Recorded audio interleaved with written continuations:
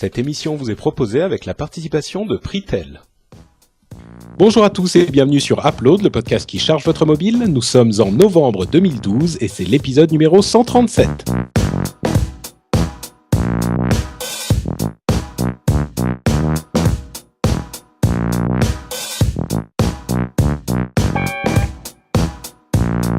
Bonjour à tous et bienvenue sur Upload, le podcast qui charge votre mobile. Nous sommes en novembre 2012, c'est l'épisode 137. Je suis Patrick Béja, je suis avec Jérôme Kainborg et je suis avec Cédric Bonnet. Hey, et on a demandé gentiment à Corben de pas venir aujourd'hui parce qu'on voulait avoir une discussion sérieuse entre adultes. Ouais, d'où la case vide à côté. Voilà, la version vidéo. C'est Corben. Chaque semaine, Puisque nous éliminons un présentateur. Ouais. Moi, j'ai de la chance, puisque comme c'est moi qui enregistre la vidéo, normalement, je devrais déjà être là à chaque fois ou presque. C'est le jeu réalité de télé-réalité Upload. Chez Apple, ils en ont fait un joli, mais on en parlera dans les news. Mais il y a eu un joli jeu de télé-réalité avec qui doit sortir chez Apple, chez les exécutifs. Effectivement, c'est vrai. Effectivement. Bon, donc, on va avoir quelques... Bon, Corben est occupé, hein, bien sûr, il sera là de retour la prochaine fois. On a fait un épisode en live pour l'épisode précédent, pour l'événement de lancement de Windows Phone 8. On va en parler aujourd'hui à la fin de l'émission. On va aussi vous parler de Windows Surface. On va vous parler de Windows Phone 8, bien sûr, des nouveaux modèles de Google Nexus, c'est-à-dire la tablette 10 pouces et le nouveau téléphone Google 4 pouces. On va aussi vous parler de l'iPad mini, du jeu des chaises musicales chez Apple, qui nous a un petit peu tous pris de court la semaine dernière. Et comme vous l'avez compris, et c'est souvent le cas désormais, on a un épisode disponible en audio sur le flux RSS et en vidéo directement sur le site de NoWatch.net. Donc si vous voulez suivre l'émission en vidéo, vous pouvez le faire directement sur le site. Et on rajoute, pour ceux qui ne veulent pas rater un seul épisode en vidéo, vous pouvez aussi vous abonner à notre chaîne YouTube et nous faire tout plein de likes sur la chaîne YouTube, parce que ça fait plaisir. C'est-à-dire que plus vous faites de likes, moins vous ratez d'épisodes. C'est une fonctionnalité cachée. C'est une fonction cachée, en fait. Non, mais on le dit, faites des likes, ça nous permettra de faire des lives en 720p un jour. Voilà. C'est ça. Ouais, c'est surtout ça. Bon, on va arriver donc à toutes ces discussions extrêmement intéressantes, mais avant ça, on a bien sûr le cœur, la substantifique moelle d'Upload qu'on doit vous délivrer sur un plateau d'argent, et ça, c'est les tests d'app que nous testons toutes les semaines. Je vais donc commencer. C'est moi qui commence, c'est ça ? Soyons fous. Comme d'hab, hein, on n'a pas encore décidé du chamboulement 2013 où on va changer l'ordre des apps. Donc, on a... Bonsoir mon cœur, tu vas bien ? Bonsoir Madame Béja. Moi c'est Christophe derrière moi, mais je l'appelle... Voilà, donc ce qui est bien en vidéo, c'est que vous pouvez voir comment ça se passe dans nos petites maisons, tout ça, c'est sympathique. Il y a Christophe là-bas, il y a... Bon, donc, on est là, on n'est pas là pour faire les imbéciles, on est sérieux, nous, messieurs, dames. Oui. Donc, je commence avec un test qui s'appelle The Magazine. Le Magazine, c'est une sorte de titre presque un petit peu pompeux. C'est une nouvelle application d'actualité tech qui a été rendue disponible par un jeune homme qui s'appelle Marco Arment. Ceux qui suivent l'actu tech Apple assez assidûment sauront de qui il s'agit. C'est un développeur qui est assez connu dans la communauté des développeurs et d'Apple même, des blogs tech. Parce qu'il est le développeur qui a créé Instapaper. C'est un service de bookmarking synchronisé en fait, qui existait au même moment, qui est sorti à peu près en même temps que le service qui a précédé Pocket, qui s'appelait Read It Later. Donc il y avait Read It Later et Instapaper qui étaient concurrents, qui le sont toujours un petit peu en fait. Bref, Marco Arment est l'un de ces développeurs qui parle beaucoup, qui dit beaucoup de choses, qui critique souvent à la fois Apple et d'autres sociétés. Et il a donc sorti ce magazine il y a 2-3 semaines environ, et c'était quelque chose d'assez inattendu parce qu'il avait son application qui s'appelait Instapaper, et il n'avait pas annoncé la sortie sortie de ce magazine. Et c'était d'autant plus surprenant que le magazine est très particulier. C'est un projet qu'il a développé en 3 mois et je vais vous expliquer de quoi il s'agit avant de vous tester l'app elle-même. L'idée, c'est que il demande un abonnement aux gens qui veulent lire le magazine. Il y a une période d'essai de 7 jours qui est disponible.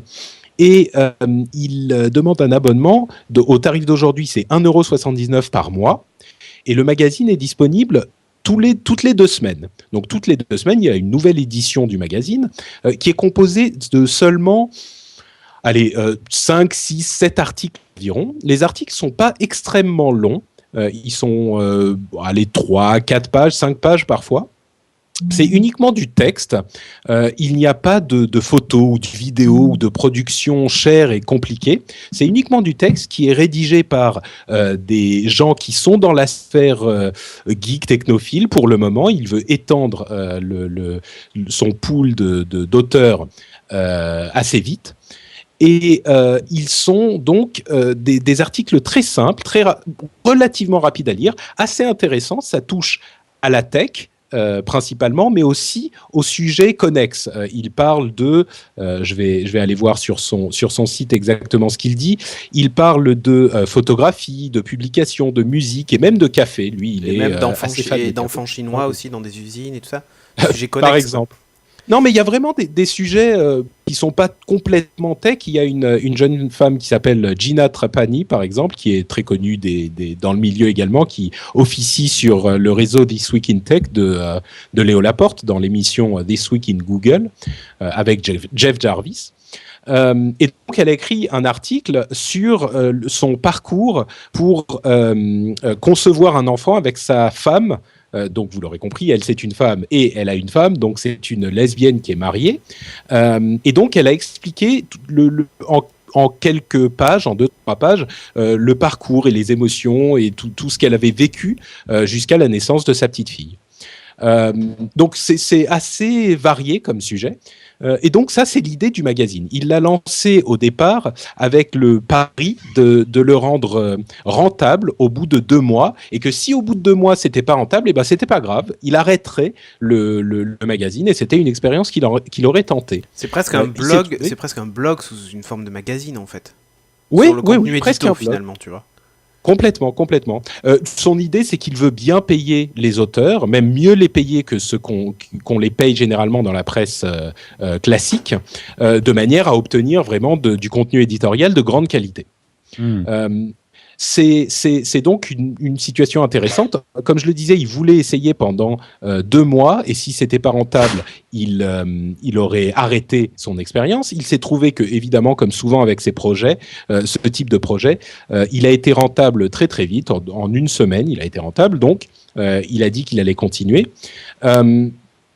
Et c'est une initiative qui est vraiment intéressante. Je parlerai d'une autre initiative, d'une autre application la semaine prochaine, de ce genre d'application qui envisage la presse entre grandes guillemets, mais la publication d'informations sous un jour nouveau. Comme tu le disais, Cédric, c'est pas vraiment quelque chose qui est c'est quelque chose qu'on pourrait avoir ailleurs gratuitement. Bon, en l'occurrence, les articles spécifiques qui sont publiés dans le magazine sont exclusifs à ce magazine en partie, même pas tous. Donc, on peut les avoir ailleurs pour une partie d'entre eux. Mais le fait qu'il soit disponible gratuitement ailleurs ne veut pas dire que les gens ne sont pas prêts à payer pour. Donc, c'est vraiment quelque chose, une démarche intéressante. À vrai dire, le test de l'app se limite presque à cette explication de ce qu'est l'app, parce qu'elle est tellement simple et tellement facile à utiliser que c'est presque le test est presque terminé. On a donc une liste d'articles pour chaque magazine. On a sur la droite un menu, sur la gauche un menu qu'on peut faire apparaître et disparaître. Et il y a les 5, 6, 7 articles et les différents magazines, les différents numéros du magazine qui sont ordonnés dans l'ordre chronologique, donc en bas du premier au dernier. Quand on est dans la période d'essai de 7 jours, on peut avoir accès et télécharger et garder tous les numéros précédents. Bon, pour le moment, il n'y en a que 2. Mais voilà, il y a 2 thèmes, un thème clair, un thème sombre pour lire la nuit. Les articles sont faciles à naviguer. Et bah voilà, il n'y a pas grand-chose de plus à dire sur ce test, si ce n'est que moi, j'ai vraiment apprécié l'initiative. Je ne sais pas si je vais m'abonner. Je vais attendre de voir. Je suis encore dans ma période d'essai. Je vais attendre de voir si les prochains articles sont intéressants. Mais l'initiative en elle-même est vraiment, vraiment intéressante, surtout dans le contexte, pour ceux qui suivent un petit peu l'actualité tech. On en a parlé dans le rendez-vous tech il y a 2 semaines et cette semaine même, de cette histoire de problème qu'ont la presse avec Google. Je ne m'étendrai pas sur le sujet, mais il y a beaucoup de choses à dire. Allez écouter le rendez-vous tech si vous voulez en savoir plus. Dans ce contexte, cette initiative est vraiment intéressante. Alors, je pense qu'il n'est pas question de dire que ce type de magazine pourrait remplacer la presse telle qu'elle existe aujourd'hui, mais par contre, ça a au moins le mérite d'essayer quelque chose de nouveau et quelque chose de véritablement qui a un succès certain avec son public, qui rencontre son public. Donc moi, je vous encourage à le télécharger, à l'essayer. C'est gratuit pour les 7 premiers jours et c'est évidemment dans le kiosque d'iOS, donc c'est téléchargé automatiquement, tout ça. C'est pas mal. Moi, je le recommande. Ça s'appelle The Magazine et je le recommande. Mais je trouve que c'est le reflet d'une tendance, sans rentrer dans un débat qu'on laissera au rendez-vous tech, mais ça rentre quand même dans une tendance de fond. Aujourd'hui, produire du contenu sur Internet, on n'est plus dans la logique je dois avoir un maximum de lecteurs et puis après je verrai pour l'argent. Le coup, je lance un truc, puis il faut que ça devienne rentable au moins un minimum pour que je puisse payer mes chroniqueurs et tout ça. Sachant que plus personne n'affiche des bannières, on peut plus se financer au niveau de la publicité. Donc il y a de plus en plus d'initiatives comme ça. Si vous voulez payer, vous payez. Et puis si moi j'arrive pas à boucler mes fins de mois et à payer mes chroniqueurs, bah j'arrête. C'est pas un hold-up, c'est juste voilà, je donne du contenu. Faut que ça soit au minimum rentable. Et c'est vrai que c'est une tendance qu'on observe beaucoup en ce moment, je trouve. Je dirais que c'est une nouvelle tendance qui existe, mais l'ancienne tendance de faire tout ce qu'on peut et de voir si ça rapporte de l'argent n'est pas morte non plus. Hein. Non, mais les investisseurs sont beaucoup moins dans la logique. On verra la rentabilité dans 3-4 ans. Quoi. C'est quand même faut mettre du business derrière. Quoi. Et juste pour revenir sur cette histoire de Google, en fait, je ne sais pas si vous avez vu, mais Google risque un redressement fiscal de 1 milliard d'euros d'impôts français, en France en tout cas. J'ai l'impression qu'il y a une espèce d'acharnement vis-à-vis de Google, parce que faut pas oublier que si Google paye très peu d'impôts via des holdings en Irlande, machin, enfin c'est la fameuse technique, j'ai découvert ça, la fameuse technique, le montage du sandwich hollandais. On en avait parlé. Apple est expert dans le sujet. Voilà, mais ce sont pas les seuls à le faire. Il y a beaucoup de sociétés Apple, françaises, y compris du CAC 40, qui le font aussi. Bien sûr. Et c'est hallucinant de voir qu'il y a cette espèce d'acharnement sur Google. Bon, ok. Il y a beaucoup d'entreprises du CAC 40 qui payent 3% d'impôts. Mais bon, on va peut-être pas rentrer dans ce Bon, disons que dans le rendez-vous tech, effectivement, on en parle un petit peu plus, mais sur ce point, le gros problème, c'est que Google, le gros problème, c'est que les taxes sont moins élevées en Irlande et au Luxembourg, et que il est tout à fait légal d'avoir une société qui est basée en Irlande et au Luxembourg, ou au Luxembourg. Le problème est que Google déclarerait certaines activités en Irlande, alors qu'elles seraient effectuées en France. Voilà. Et si c'est effectivement le cas, il est normal qu'il y ait un redressement fiscal. Maintenant, le problème, c'est que le gouvernement et la presse, suite à cette autre histoire de taxes, seraient en train de dire, bon, en même temps, si on trouve un accord sur notre problème et notre loi qui vous demanderait de payer pour référencer nos liens, on peut peut-être s'arranger sur l'histoire du redressement fiscal. Ce qui est tout de suite beaucoup moins... Bon, bref. Mais pour en revenir juste à The Magazine, c'est quand même par contre très prétentieux comme nom. The Magazine. Nous, on va lancer le podcast aussi. On devrait lancer le podcast. Non, mais je crois que le nom de domaine, je crois, est déjà pris. Ah oui. Donc voilà, The Magazine, 1,79€ par mois avec une période d'essai gratuite de 7 jours. Ouais, moi je vais vous parler d'une application. Vous savez, je viens de recevoir Surface. Et le premier défaut, c'est qu'il n'y a pas d'application Twitter officielle. Alors, elle a été annoncée lundi. Simplement, il va falloir encore au moins 1 ou 2 mois avant qu'elle soit vraiment disponible. Du coup, c'est la première chose que l'on fait quand on a une tablette Surface ou Windows 8, c'est chercher un client Twitter. Je sais pas, Patrick, toi, si tu as cherché un client Twitter, si c'est le premier truc que tu as fait. En fait, mon Windows 8 est sur mon Mac, donc Oui, je ok. peux utiliser le. Mais oui, je l'ai lancé tout à l'heure. Enfin, en fait, hier, j'ai fait toutes les mises à jour. Hier, il y a une semaine, Oui. j'ai fait toutes les mises à jour de Windows 8 avec les mises à jour nécessaires, les applications, tout ça. Et j'ai cherché un client Twitter et j'avoue que j'ai été un peu surpris de voir qu'il n'y en avait pas. C'était un peu le désert. Hein. Ouais. Alors, il y en a quelques-uns, souvent payants et souvent de qualité, on va dire. C'est pas tellement fait pour un usage. C'est même pas du niveau du site de Twitter. C'est-à-dire que l'ergonomie, alors c'est magnifique, il y a des cartes partout. Quand tu cliques, tu vois d'où le mec a tweeté et tout ça. Mais je pense que c'est pas ce qu'on. Enfin, en tout cas, moi, c'est pas ce que j'attends d'une application Twitter. Peut-être que certains attendent ça, mais moi, c'est pas ce que j'attends. Donc, du coup, j'ai cherché, et j'ai trouvé une application qui avait aucune note. Donc déjà, tu vois, ça partait mal quand même. Et en plus, qui est assez cher, je crois qu'elle vaut 2,49 €. C'est dans les notes, mais je vois pas mes notes, donc je ne sais plus. Attends, je vais te dire, tu as noté 2,49 €. Voilà, oui, tu bravo, bonne mémoire. Voilà. Et donc, alors là, les gens le voient sur l'écran, parce qu'en plus, je fais la démo live, moi, hein, pour le coup, je triche. Il y a en plus une tuile dynamique qui affiche un petit 1 qui me dit que là, j'ai une mention. Et puis la tuile bouge et vous affiche combien vous avez de messages non lus dans la timeline, donc 99 dans mon cas. J'ai une mention non lue, j'ai 0 message et j'ai 0 nouveau résultat de recherche, parce qu'il peut enregistrer des recherches, vous savez, genre no watch, et il m'affiche, dès qu'il y a un nouveau tweet avec le mot no watch, il m'affiche une petite notif qui me dit hey, il y a le mot no watch dans un tweet. Donc voilà.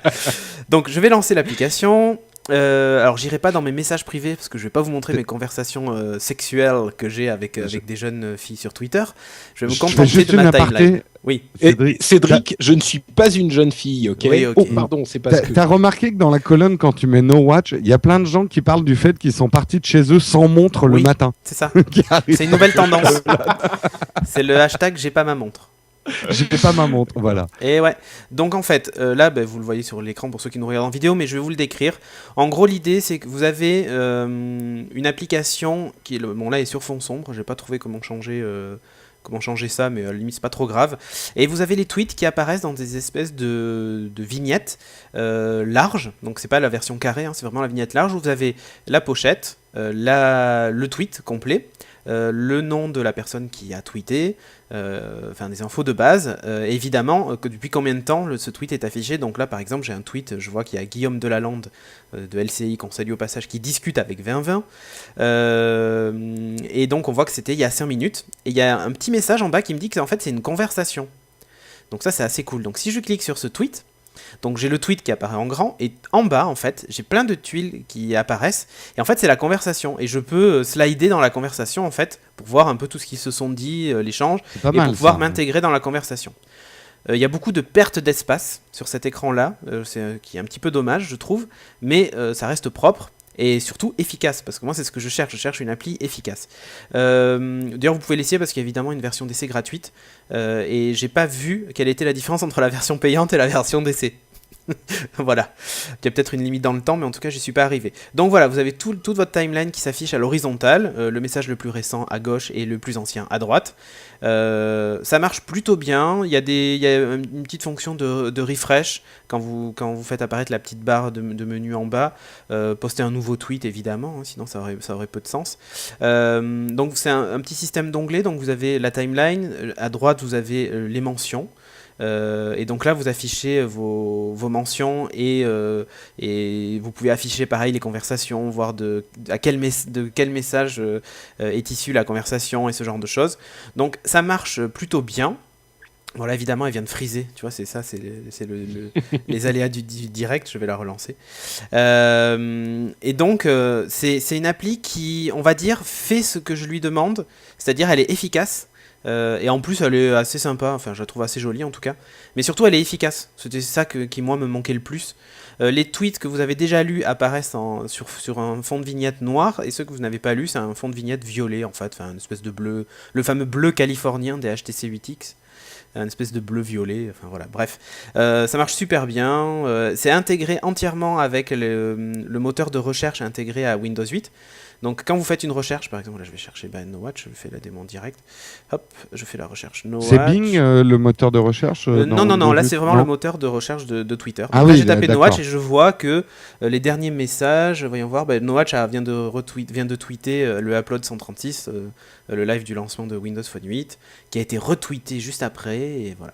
Bref. C'est-à-dire que quand tu fais une recherche dans Windows Phone 8, dans Windows 8, tout court. Dans Windows 8, oui. Quand tu recherches tes applications, c'est-à-dire sur l'écran d'accueil de Windows 8, tu peux effectivement trouver les tweets à l'intérieur de l'application. Exactement, c'est-à-dire que là, c'est pas mal ça. C'est bien, ça. Depuis n'importe où, tu tapes No Watch. Bon là, il m'affiche évidemment l'appli No Watch, mais c'est pas le but. Et tu sais, à droite, dans la barre de droite, tu as les différents moteurs de recherche qui existent, que tu as installés. Et donc là, tu vas retrouver ton application de tweet. Ce qui est sympa aussi, alors ça marche avec quasiment toutes les applis, ça, tu verras. Ce qui est sympa aussi, c'est qu'elle est intégrée avec la fonction share, tu sais, le fameux partager de la charm bar. Donc par exemple, si je suis sur une photo, je fais apparaître la charm bar et je fais partager via Twitter Lite et boum, je partage ma photo. Donc c'est pas le client officiel, on va dire que c'est ceux qui s'en approchent le plus en fonction de base en tout cas. Donc je vous la recommande, elle est assez jolie et ça fait vraiment plaisir quoi. Donc voilà. Bon, elle est un peu chère. Tu nous rappelles le nom de Twitter Lite. Donc alors attention, c'est Twitter comme le verbe comme tweeter. Ouais. En fait non, c'est TWEETER Lite et c'est tout attaché. Lite comme léger. Lite comme léger. Donc c'est 2,49€ sur Windows. Ouais, prenez la version d'essai en attendant que peut-être le client Twitter définitif sorte. Mais pareil, si vous l'aimez, ça coûte rien de l'acheter. Mais voilà. Je crois qu'ils sont en train de travailler dessus. J'ai vu ils l'ont annoncé. Le client officiel. Oui, ils l'ont la semaine dernière, ils ont dit. Ouais. Et ils ont dit que ça arriverait dans les prochains mois. Ouais, donc ça peut laisser. C'est vaste. Ouais. Jérôme, de quoi nous parles-tu aujourd'hui ? Eh bien, moi, je vais vous parler de Letterpress. Et Letterpress, enfin, bon jeu de mots. Parce que c'est un jeu avec des mots. Donc, c'est un jeu de mots. Très drôle.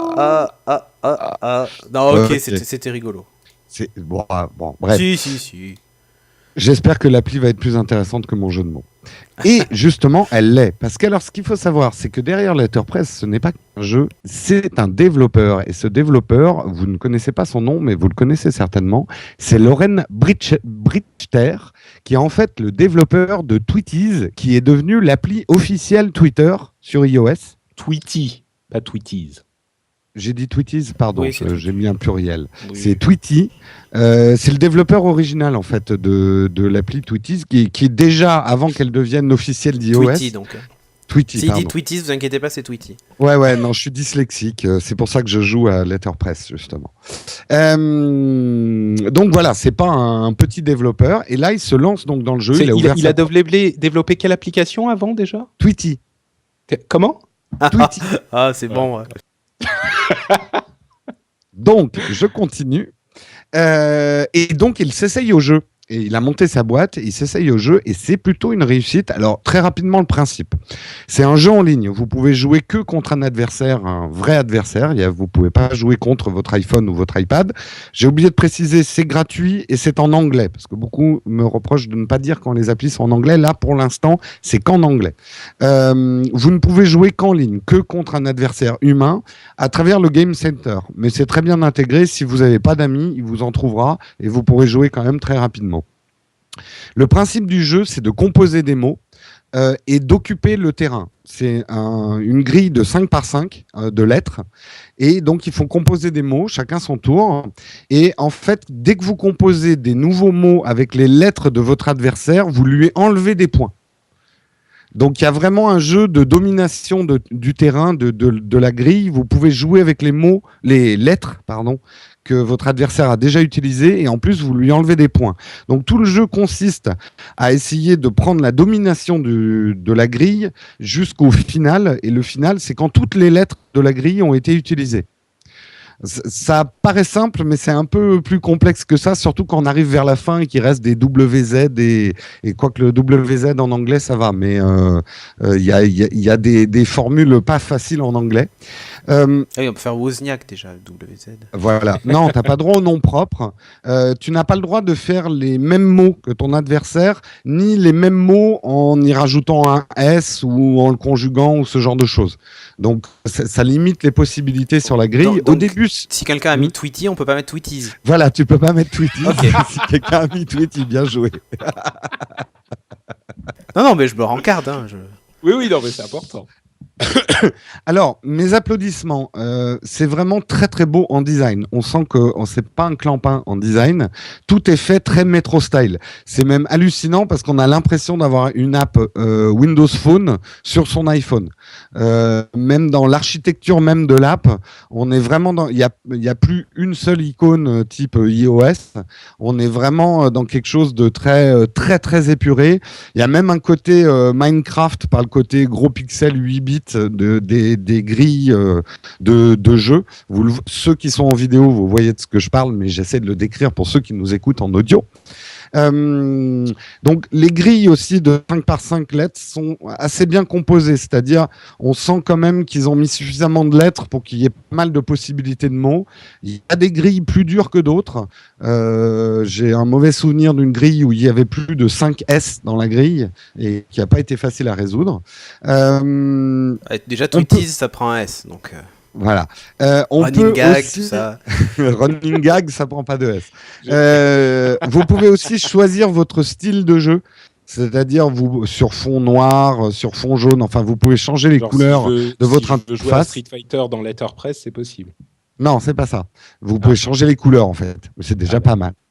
Et je trouve qu'il y a une très très bonne gestion du multijeu, c'est-à-dire le Game Center est intégré de manière très transparente et vous trouvez très facilement des adversaires ou vos amis pour pouvoir jouer contre eux. C'est uniquement du real time ou c'est un peu comme le jeu auquel vous jouiez là Non, c'est du turn by turn, c'est-à-dire tu peux jouer un jour après ton coup si ton adversaire est patient. Like, ouais.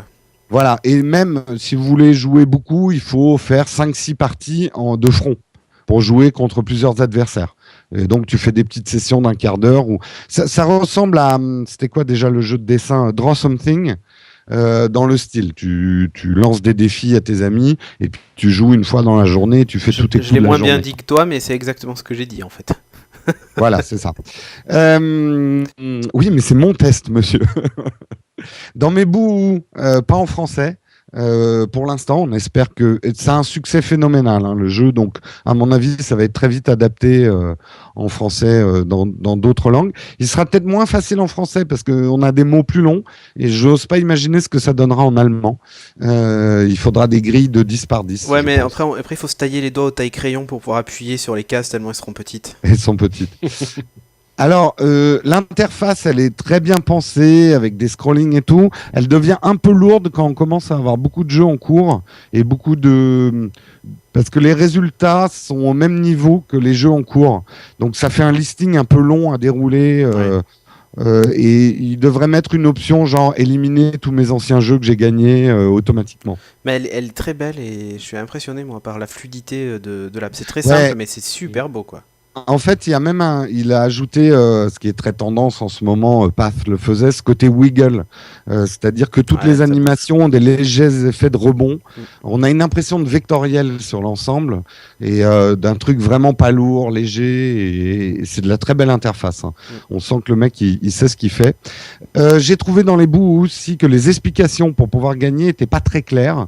Il faut faire quelques parties pour comprendre que c'est pas un jeu où il faut avoir beaucoup de vocabulaire, c'est plutôt un jeu stratégique où il faut savoir passer son vox au bon moment, où tu sais les mots un peu techniques décrivant un saladier africain dans lequel on fait le pili-pili avec 3 W et un Z, il faut savoir le placer au bon moment. Donc ma conclusion, c'est que c'est un très bon jeu, il est gratuit. Il démontre aussi, mine de rien, que techniquement, iOS est capable de faire autre chose que du skeuomorphisme et des interfaces un peu lourdes. Quand les développeurs sont à peine, on peut avoir vraiment quelque chose de très métro style. Et c'est un jeu très bien pour réviser votre vocabulaire en anglais.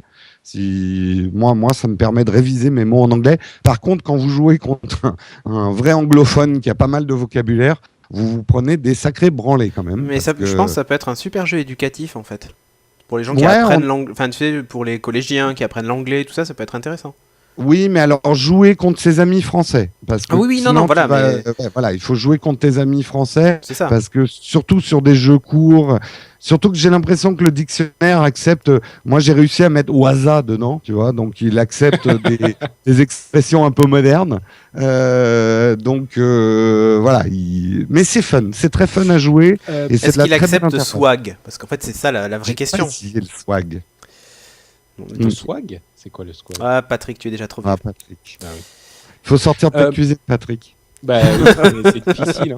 Hein. Je viens de jouer ma partie contre toi, Jérôme, Oui. et j'ai utilisé une lettre que tu avais déjà utilisée.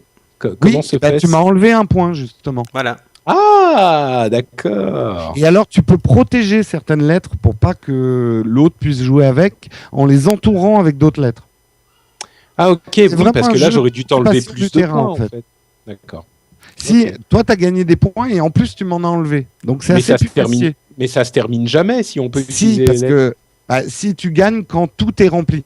C'est celui qui fait son dernier coup, il faut être sûr d'avoir bien occupé le terrain avant de jouer ton dernier coup. Mais si tu es très en retard, tu vas plutôt essayer de jouer le ralentissement et la montre pour... Et tu peux réutiliser une lettre que tu as déjà utilisée, en fait. Oui. Ah oui. C'est très marrant, ça ressemble physiquement à plein de jeux qu'on connaît, Oui. mais dans la stratégie, c'est assez nouveau. C'est En fait. très malin, en fait. D'accord. C'est pour ça que je Pas dis mal. c'est un jeu d'occupation du terrain plus qu'un Scrabble, quoi. Ok, super. Donc ça s'appelle Letterpress et c'est gratuit et c'est sur iPhone. Alors, Et il y a un une dernier version truc, iPad. vous allez peut-être avoir des ralentissements parce qu'il faut savoir que le jeu a eu tellement de succès ce week-end qu'il a créé un ralentissement du Game Center d'Apple. Donc Ouais. ça veut dire qu'il cartonne pas mal, quoi. Oui. Maintenant, je pense que ça devrait aller. Mais... Ça va Ouais. se résorber. Ok, super. Bah, merci Jérôme. Et on va donc faire une petite pause avant de passer à notre partie Zap pour vous parler de notre sponsor. Notre sponsor, c'est Pritel.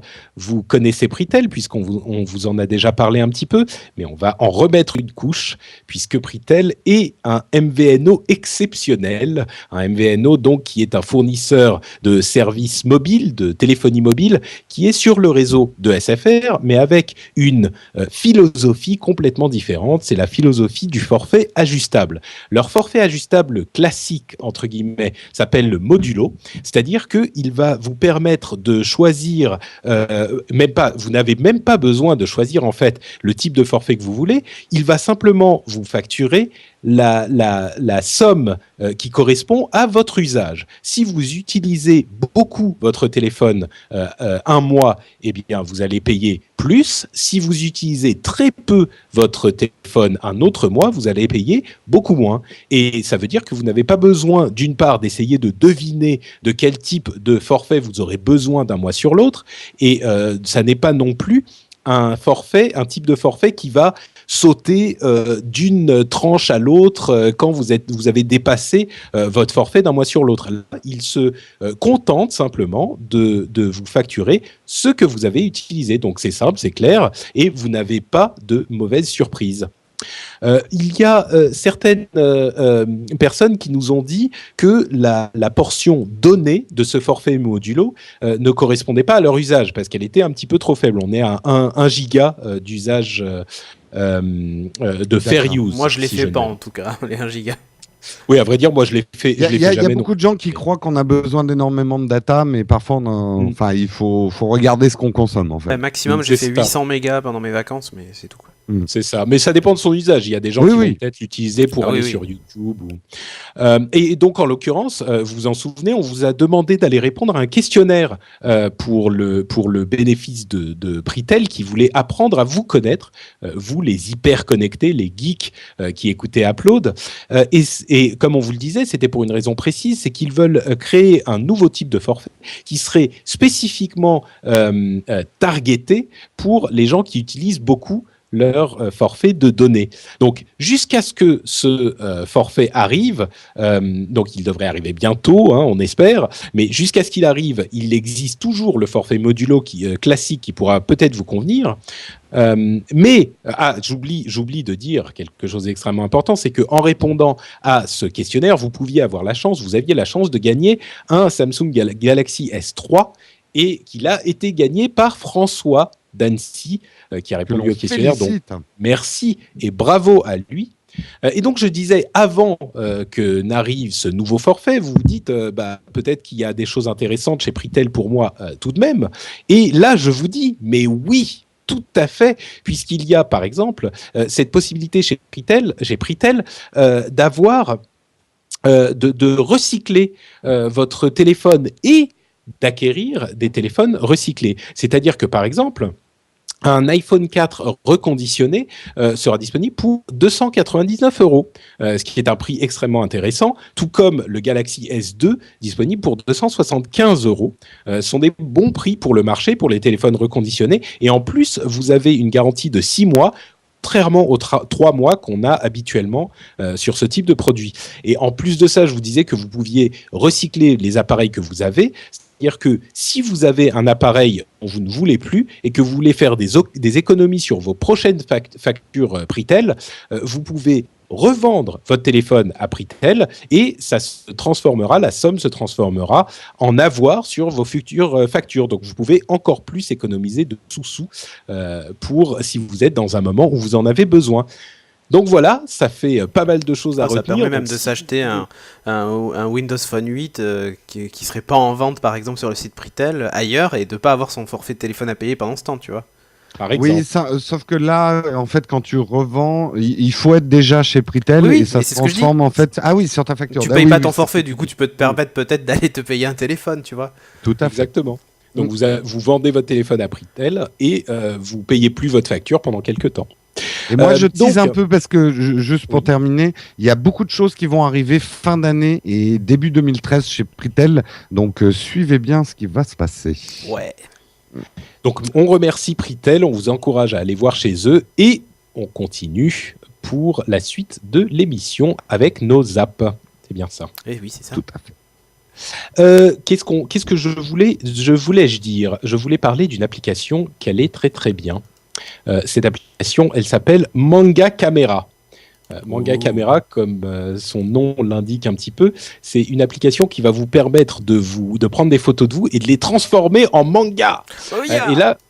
Et là, vous vous dites, mais qu'est-ce Et que là, c'est que cette bêtise? Patrick se transforme en princesse japonaise avec des grands yeux doux.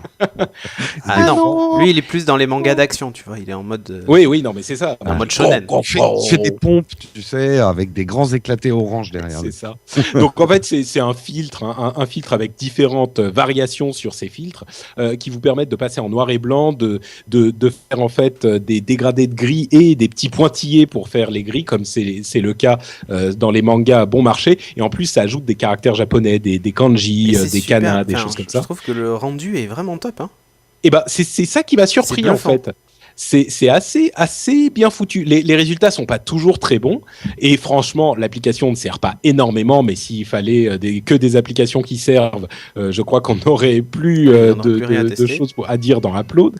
Mais bon voilà, c'est une application sur iPhone qui est gratuite et qui a un rendu relativement sympa pour ceux qui sont sur la version vidéo. Vous voyez ce que ça donne et c'est une application sympathique, sans prétention et qui est étonnamment, j'aurais pensé que je la recommanderais même pas, mais en fait, c'est marrant, donc je la recommande. C'est Manga Camera gratuit sur iPhone. Cédric, ton zap. Ah, on a perdu Cédric? Non, mais c'est juste que j'avais désactivé mon micro, tu sais, pour pas perturber Non, mais Patrick. Oui, Avec des remarques, de vilaines remarques.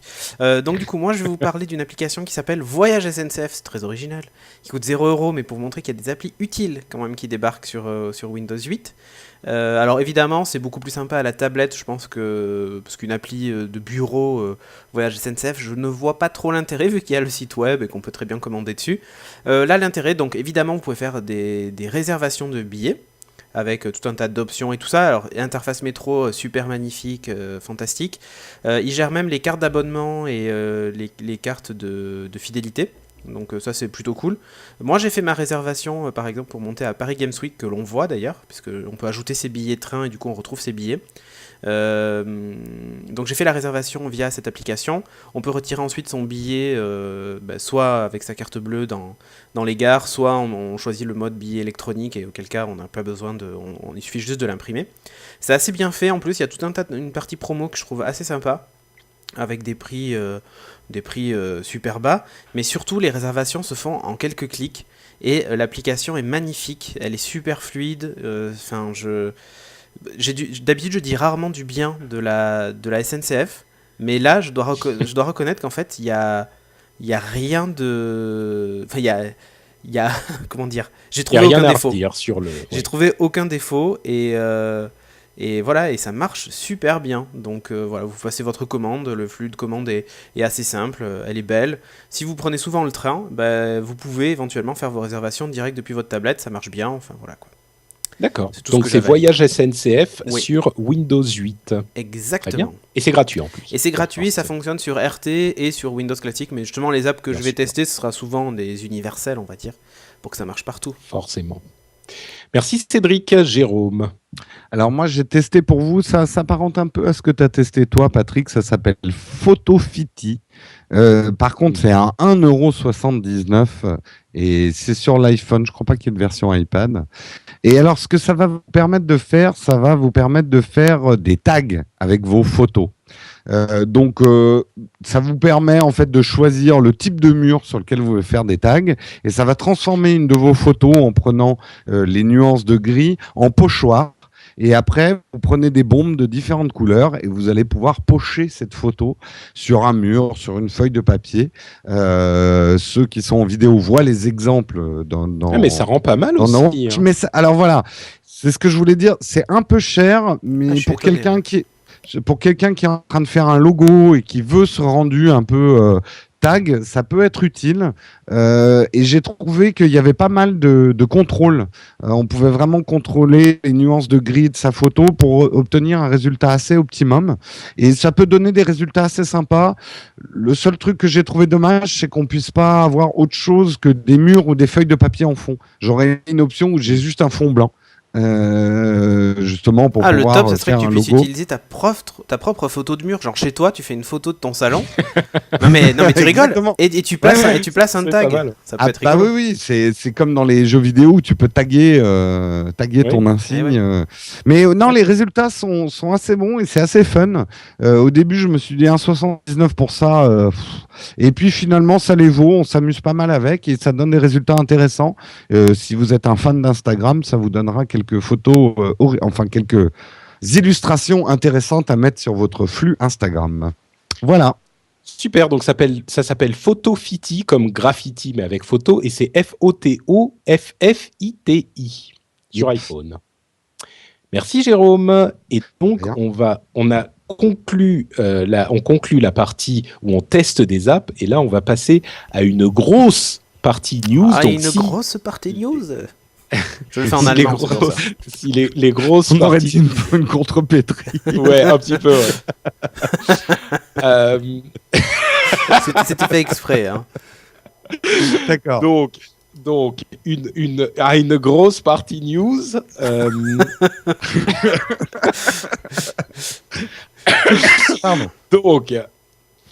Pardon. Donc, une grosse partie news. Si les news ne vous intéressent pas et que vous n'êtes là que pour écouter les conseils d'app, c'est maintenant qu'il faut arrêter. Surtout que Ou pour notre physique, parce que on nous voit maintenant. Donc, oui, c'est vrai.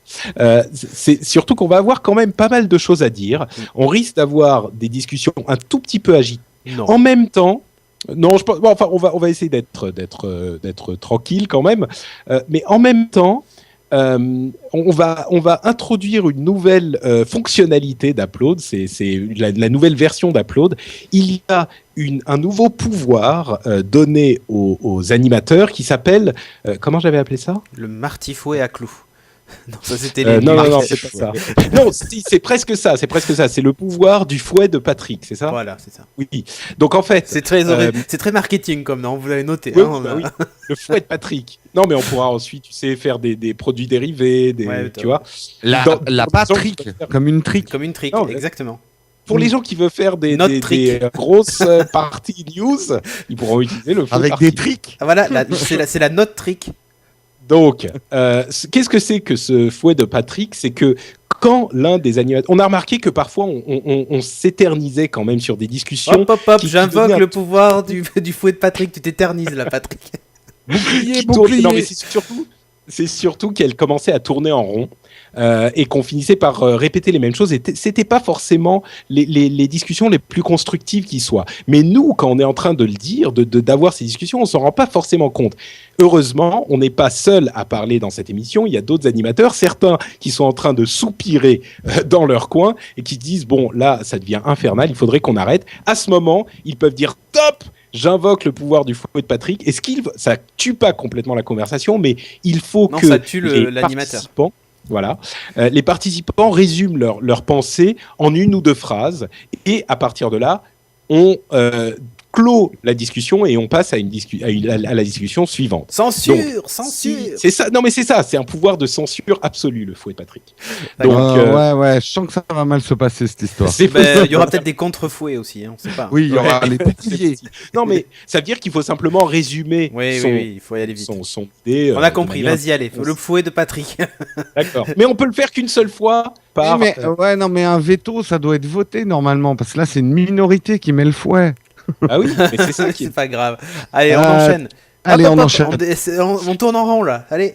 Donc, ce dont on va vous parler aujourd'hui, on va avoir les Windows Surface, les Windows Phone 8, les nouvelles tablettes et téléphones Google Nexus et l'iPad mini. Et on aura une deuxième partie où on va vous parler des informations qui émanent d'Apple et notamment de la news sur monsieur iOS, à savoir Scott Forstall. On commence avec Windows Surface et les premières impressions, les premières reviews, les premières impressions. Oui, c'est ça, non? Je me trompe? Oui. Et donc, ce que les gens pensent de Microsoft, de la Microsoft Surface, cette fameuse tablette estampillée Microsoft, l'un des premiers, à vrai dire, le premier ordinateur conçu et construit par Microsoft. Je pense que le mieux, c'est que Cédric nous dise ce qu'il en pense, puisque toi, tu as pu le tester de tes propres petites mains. Et ouais, puisque j'en ai un là. D'ailleurs, ce que je vais faire, c'est je vais même mettre la caméra sur moi, histoire que j'attire toute l'attention, tu vois. Voilà. Oui, je l'ai là, je l'ai entre les mains. Alors, je vais défaire l'espèce de MagSafe qu'ils nous ont fait, qui est pas une prise standard et ça me gonfle. Tu vois, je suis constant dans mon discours, que ce soit chez les uns ou chez les autres. Voilà, avec le fameux clip. Je vous refais pas la pub Microsoft, le discours ultra marketé. Attends, c'est une prise propriétaire, c'est ça que tu dis? Et ouais, en fait, c'est un MagSafe. C'est un MagSafe aimanté comme ton ordi. Ah ouais. Bah oui. D'accord. Et c'est ce que je dis, ça m'énerve en fait. J'aurais bien aimé que ce soit du micro USB pour le charger, mais bon. C'est chiant. Surtout que ça apporte absolument rien, mais ça j'en reviendrai après. Donc les premières reviews sont tombées. Attends, le fait que ça soit comme le MagSafe, donc ça se décroche si tu tires dessus sans l'endommager, c'est bien, non? Oui, mais je trouve que ça apporte rien, surtout l'endroit où il est placé.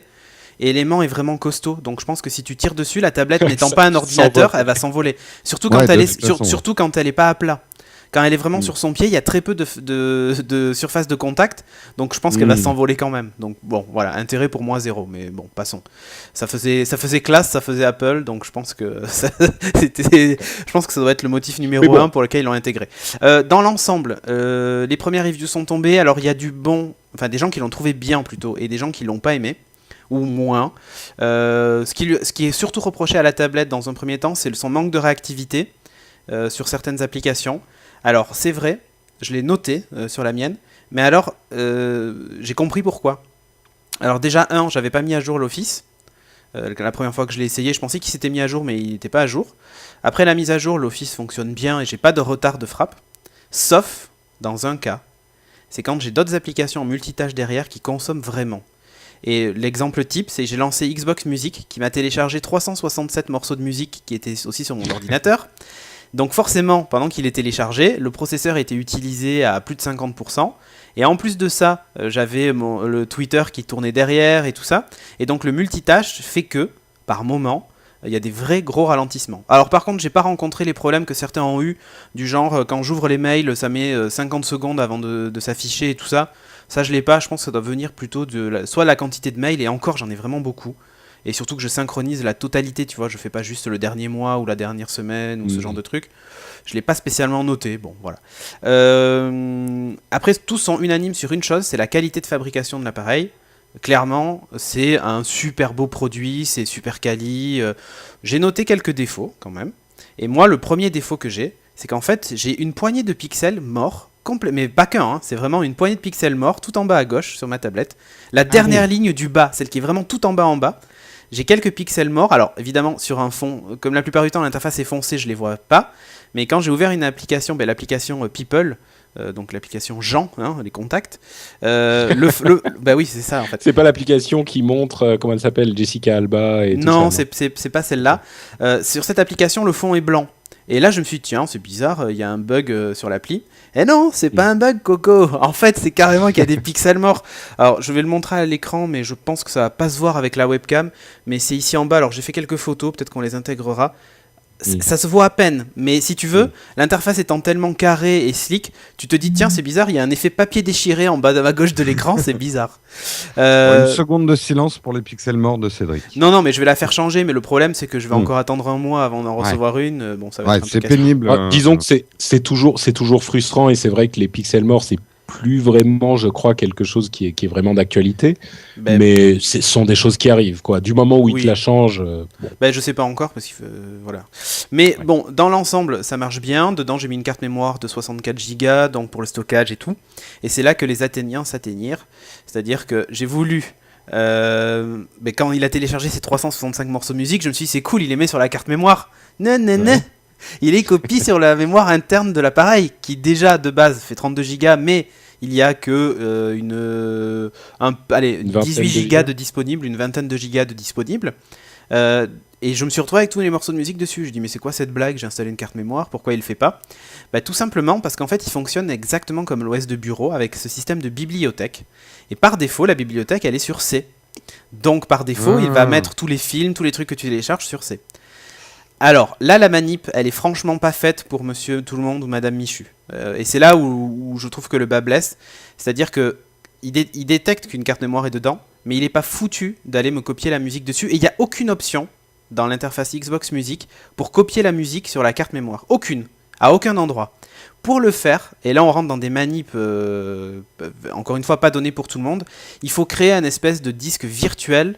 Oui, parce qu'en fait, quand tu associes la bibliothèque, tu sais, tu peux lui dire, tu m'ajoutes la carte mémoire dans la bibliothèque, comme ça, elle est considérée comme truc de stockage. Sauf que c'est un stockage amovible, donc il ne l'ajoute pas dans la bibliothèque. Le stockage amovible n'est pas autorisé.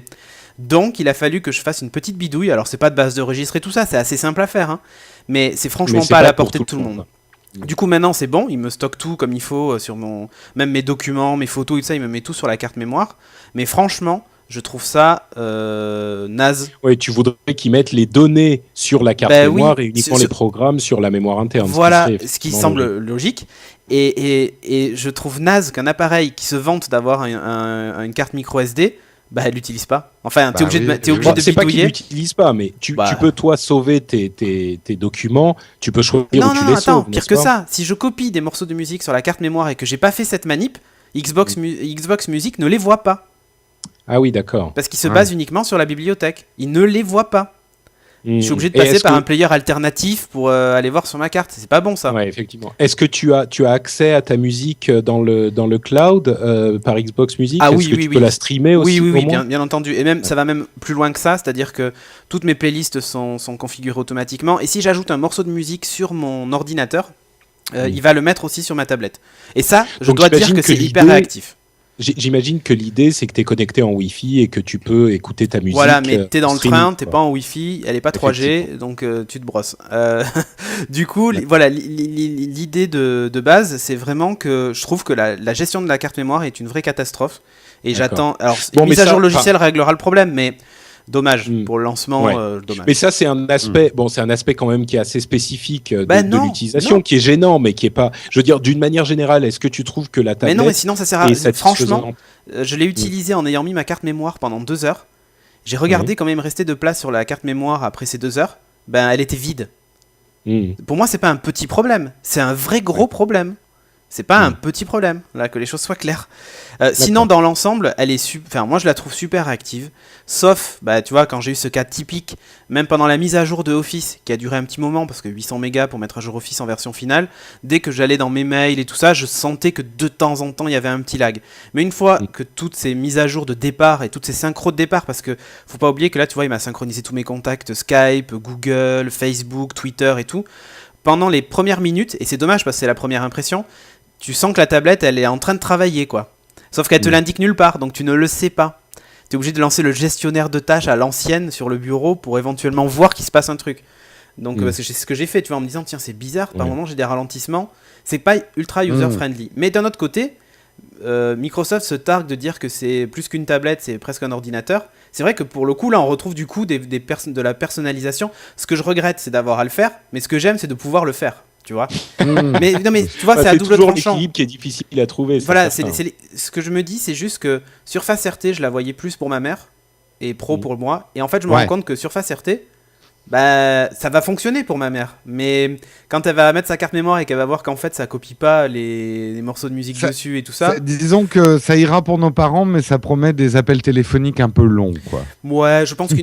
Mais après, c'est pas non plus un problème irrémédiable qu'ils pourront jamais corriger, tu vois. C'est pas ça. Je pense qu'une. Oui, non, il y a encore un peu de fignolage au niveau mais après, software. Franchement, là, les gens qui regardent la vidéo le voient.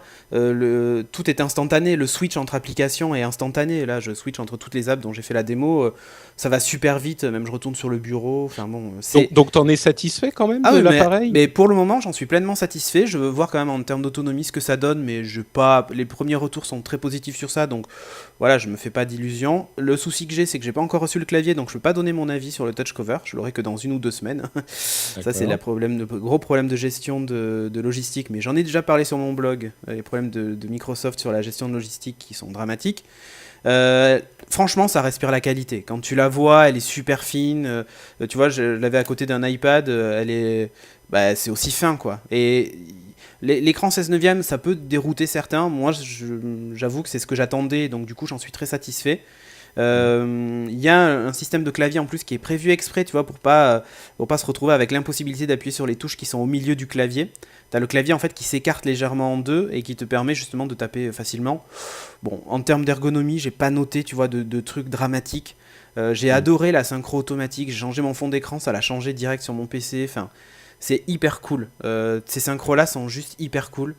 Et c'est pour ça que je te dis là, tu vois, quand je vois la puissance du truc, je me dis qu'avec SkyDrive, la sauvegarde de mes documents Word, mais c'est magique. Et Steve Ballmer a fait la démo lors de la conférence de Build, mais c'est vraiment ça, quoi. Je modifie une note OneNote, dans la seconde, elle est sur ma tablette, mais vraiment dans la seconde, elle est parfaitement exploitable. Je peux la partager avec n'importe qui peut faire une modif et ça se répercute chez moi. Un vrai travail collaboratif. C'est juste hallucinant de rapidité. Et SkyDrive, pour le coup, est hyper efficace, quoi. C'est ça qui m'a surpris, parce que je m'attendais pas à un tel niveau de réactivité de la part de SkyDrive, tu vois. Pour moi, ça restait encore derrière Google Drive et derrière Dropbox, qui pour moi est une référence. Moi, j'ai l'impression, dis-moi si je me trompe, mais que la cible idéale de la RT, en fait, c'est l'étudiant. Alors là, j'ai envie de te dire, c'est exactement ça. C'est-à-dire que tu as une tablette pour les loisirs qui est top. Je parle même pas de Smart Glass qui pour moi est une tuerie sans nom. Avec la Xbox, c'est juste magique cette fonction. Et t'as un vrai office avec un vrai bureau qui est RT, mais... Voilà, alors t'as un bureau évidemment classique qui apparaît uniquement pour certaines applications, l'explorateur de fichiers, mais tu peux copier, du coup tu peux faire des copier-coller de fichiers, les déplacer, les renommer et tout, directement depuis la tablette. Et ça, je trouve ça juste fantastique. J'ai testé un truc tout à l'heure, j'ai branché un clavier Logitech, c'est mon K800 il s'appelle, je crois. C'est le même que toi, Patrick, celui qui est rétroéclairé. Ouais, avec le quelque chose comme ça. K800. En fait, il y a un petit dongle Logitech, tu sais, que tu branches à ton ordinateur USB. Je l'ai branché à la tablette et le clavier fonctionnait. C'est un clavier sans fil, oui. Donc, c'est un clavier sans fil, mais c'est juste top. Et j'ai essayé un truc, la démo, tu sais, en branchant la manette Xbox dessus, eh bien ça marche. Et c'est bête, c'est con à dire, mais j'ai une Xbox, du coup j'ai des manettes. Je branche une manette Xbox et je peux jouer. J'ai téléchargé le jeu de Perry, là, Perry Strike Back, je crois il s'appelle. Donc j'avais déjà testé où est Perry, mais là voilà, c'est un jeu de plateforme. Et franchement, ça change tout, quoi. De jouer un jeu de plateforme avec la manette, ça change absolument tout. Et ça marche, quoi. Mon imprimante a été reconnue dans la seconde. Je peux brancher des trucs en USB dessus. Tu vois, par exemple, j'ai un disque dur avec des vidéos ou de la musique. Je le branche dessus, je copie sur la carte mémoire et boum, je l'ai dans mon Xbox Music, parce que j'ai fait la petite manip, mais boum, je l'ai dans mon Xbox Music et je me retrouve, voilà, pour moi, disons qu'on top, quoi. On a les avantages et les une part des avantages et une part des inconvénients d'un système qui est un petit peu plus complexe que ce qu'on connaît avec iOS, Mais bon, enfin bon, c'est l'écosystème Windows 8 dont on parle depuis longtemps qui va faire que, de par son ubiquité, va avoir des avantages que les autres n'auront. Et j'ai rechargé mon Nokia Lumia avec sur le port USB, et ça c'est magique. D'accord, donc quand même, dans l'ensemble, t'es quand même satisfait, je pense. J'ai plutôt une bonne impression sur le matériel. Enfin, on va dire que pour moi, ça correspond exactement à ce que j'attends d'une tablette. Attention, je parle pas de la version Pro qui pour moi est plus un PC qu'une tablette. Là, pour une tablette, voilà ce que j'attends d'une tablette. C'est exactement la quintessence de ce que j'aime dans une tablette. Après, ça correspondra pas à tout le monde. Le fait, tu vois, d'avoir à bidouiller ce petit truc et tout ça, moi, je trouve ça cool de pouvoir le faire. Il y a un problème, à vrai dire, avec Windows 8 et Windows 8 RT, c'est que il y a déjà 12 gigas qui sont pris par Windows et Office. Donc, si tu as une 32 gigas, en fait, il te reste que 20 gigas à peu près. Oui, attention, donc, parce que le jour où... ils prennent de la place pour deux raisons. Alors, l'OS prend de la place, mais en fait, il y a une partition de restauration. Oui, bien sûr. Enfin, peu importe. Ce que je veux dire, c'est que... Non, mais c'est important de le dire. C'est qu'en fait, tu as quand même l'OS plus toute l'install de l'OS, qui fait que si ta tablette plante, tu peux relancer une réinstall en appuyant sur deux boutons et tu la retrouves comme à l'origine, quoi. Disons que l'idée, ça serait qu'elle ne plante pas et que tu n'aies pas besoin de réinstaller. Oui, mais regarde, aujourd'hui ton iPad, ton iPhone ou même moi, mon Nokia Lumia plante. Je suis obligé d'avoir un PC sous la main pour le redémarrer. Ça plante jamais. Enfin, non, l'iPad, t'as jamais. J'invoque le fouet de Patrick. Vous avez un débat d'arrière-cour. C'est vrai. Ok, très bien, t'as raison. Mais bon, donc, moi, ce que je disais, c'est que la quantité de mémoire ne posera... À partir du moment où 128 gigas ou même 64 seront plus standards, la question de la carte, de la carte SD que tu ajoutes, se posera sans doute un peu moins, donc l'utilisation en sera simplifiée. Oui, possible, mais voilà, dans l'ensemble, je suis hyper satisfait. J'attends de voir maintenant le clavier, qui je pense va m'apporter en plus un usage différent. Un autre défaut quand même, c'est le fait que le pied soit pas cranté, tu sais, en termes d'inclinaison. Parce que du coup, tu as une inclinaison de 22 degrés qui est telle qu'elle est, imposée. Et du coup, il y a des critiques qui ont fait une remarque assez juste, c'est quand tu l'utilises en Skype posé sur une table, tu as tendance à filmer ta poitrine plus que ta tête. Alors, ça peut servir. Oui. Mais on va dire que à l'origine, non, en général plutôt, c'est plutôt la tête des gens que tu veux voir. Une grosse partie. Moi, ça c'est un défaut. Je m'en suis aperçu le soir de lancement de Windows 8 puisqu'il y avait une surface. Et elle était posée, on était debout, et elle était posée sur un bloc. Et du coup, pour pouvoir la tester, on était obligé de se déboîter un peu le cou. Parce pour être face à l'écran, tu peux pas régler l'inclinaison. Après ce problème est presque général aux tablettes parce que les autres n'ont pas de pied et quand tu es sur un smart cover, tu filmes pas, enfin l'angle tu le choisis pas. Oui, mais d'ailleurs, c'est un défaut majeur de l'iPad, tu es obligé d'acheter une housse pour pouvoir l'utiliser correctement, quoi. Ah non, enfin c'est même pas ça la question. La question c'est plus de l'inclinaison, quoi. Bon, c'est un détail peut-être de l'histoire, hein, mais franchement, je suis hyper satisfait de la tablette, quoi. Bon, merci pour ce test long et intéressant de Windows Surface RT. Effectivement, le Windows 8, c'est un événement majeur de l'informatique et de la mobilité. Donc, je pense qu'on reviendra dessus plus d'une fois. Ouais, on va essayer de faire un test de la Surface pour le No Watch Magazine. Donc, suivez-nous. Ça marche. Autre événement majeur de la mobilité, bon, peut-être un petit peu moins, mais événement intéressant pour pas mal d'entre nous, c'est la sortie officielle de Windows Phone 8. Vous le savez, on a fait l'épisode précédent en live en suivant la conférence de sortie. On va résumer un petit peu pour ceux qui n'auraient pas suivi le live ce qui a été annoncé lors de cette conférence, et puis peut-être donner nos impressions générales un petit peu plus rapidement sur Windows Phone 8. Les choses qui ont été annoncées, je vais passer rapidement dessus. Il y avait Kids Corner, qui est donc une fonctionnalité de l'appareil, qui est une sorte de compte supplémentaire qui n'a. Ah, c'est pas un coin où tu trouves des enfants, c'est pas ça. Non, je dis ça parce que je connais 2-3 Belges. Enfin bref, Oui, non, c'est pas ça. Donc, vous pouvez en fait. J'ai rien contre les Belges. Un écran d'accueil différent avec certaines applications uniquement que vous pourriez réserver à vos enfants. C'est-à-dire que vous allez déterminer ce qu'il y a dans ce Kids Corner et en en ouvrant l'écran d'accueil sur la droite plutôt que de bas en haut, donc de droite à gauche plutôt que de bas en haut, vos enfants vont avoir accès à cet espace uniquement. Évidemment, si vous le mettez, vont le configurer de cette manière, le téléphone ne sera pas débloquable ailleurs que dans le Kids Corner. Donc ça veut dire que ceux qui ont des enfants le savent sans doute très bien. Quand vos enfants vous disent je peux avoir mon téléphone, et ben vous retrouvez je peux avoir ton téléphone pour jouer à tel truc, vous vous retrouvez avec 60 000 machins achetés, des Schtroumpfberries. Ah oui, mais surtout qu'il y a un vrai défaut. Surtout qu'il y a un vrai défaut sur Windows Phone, c'est qu'il ne demande pas le mot de passe avant l'achat. Ah oui, effectivement. Voilà. En plus. Donc bon, là vous pourrez restreindre l'accès, c'est plutôt sympathique et intéressant. D'ailleurs, et ça vous protégera pas du Nutella dans votre connecteur. Ça, il faudrait une autre fonctionnalité qui n'a pas encore été inventée. Une autre donc fonctionnalité, c'était Rooms, qui est une fonction de partage général avec les amis que vous déterminez. Vous pouvez créer plusieurs rooms, plusieurs groupes, et ça vous pouvez les salons en français. Les salons, très bien, merci.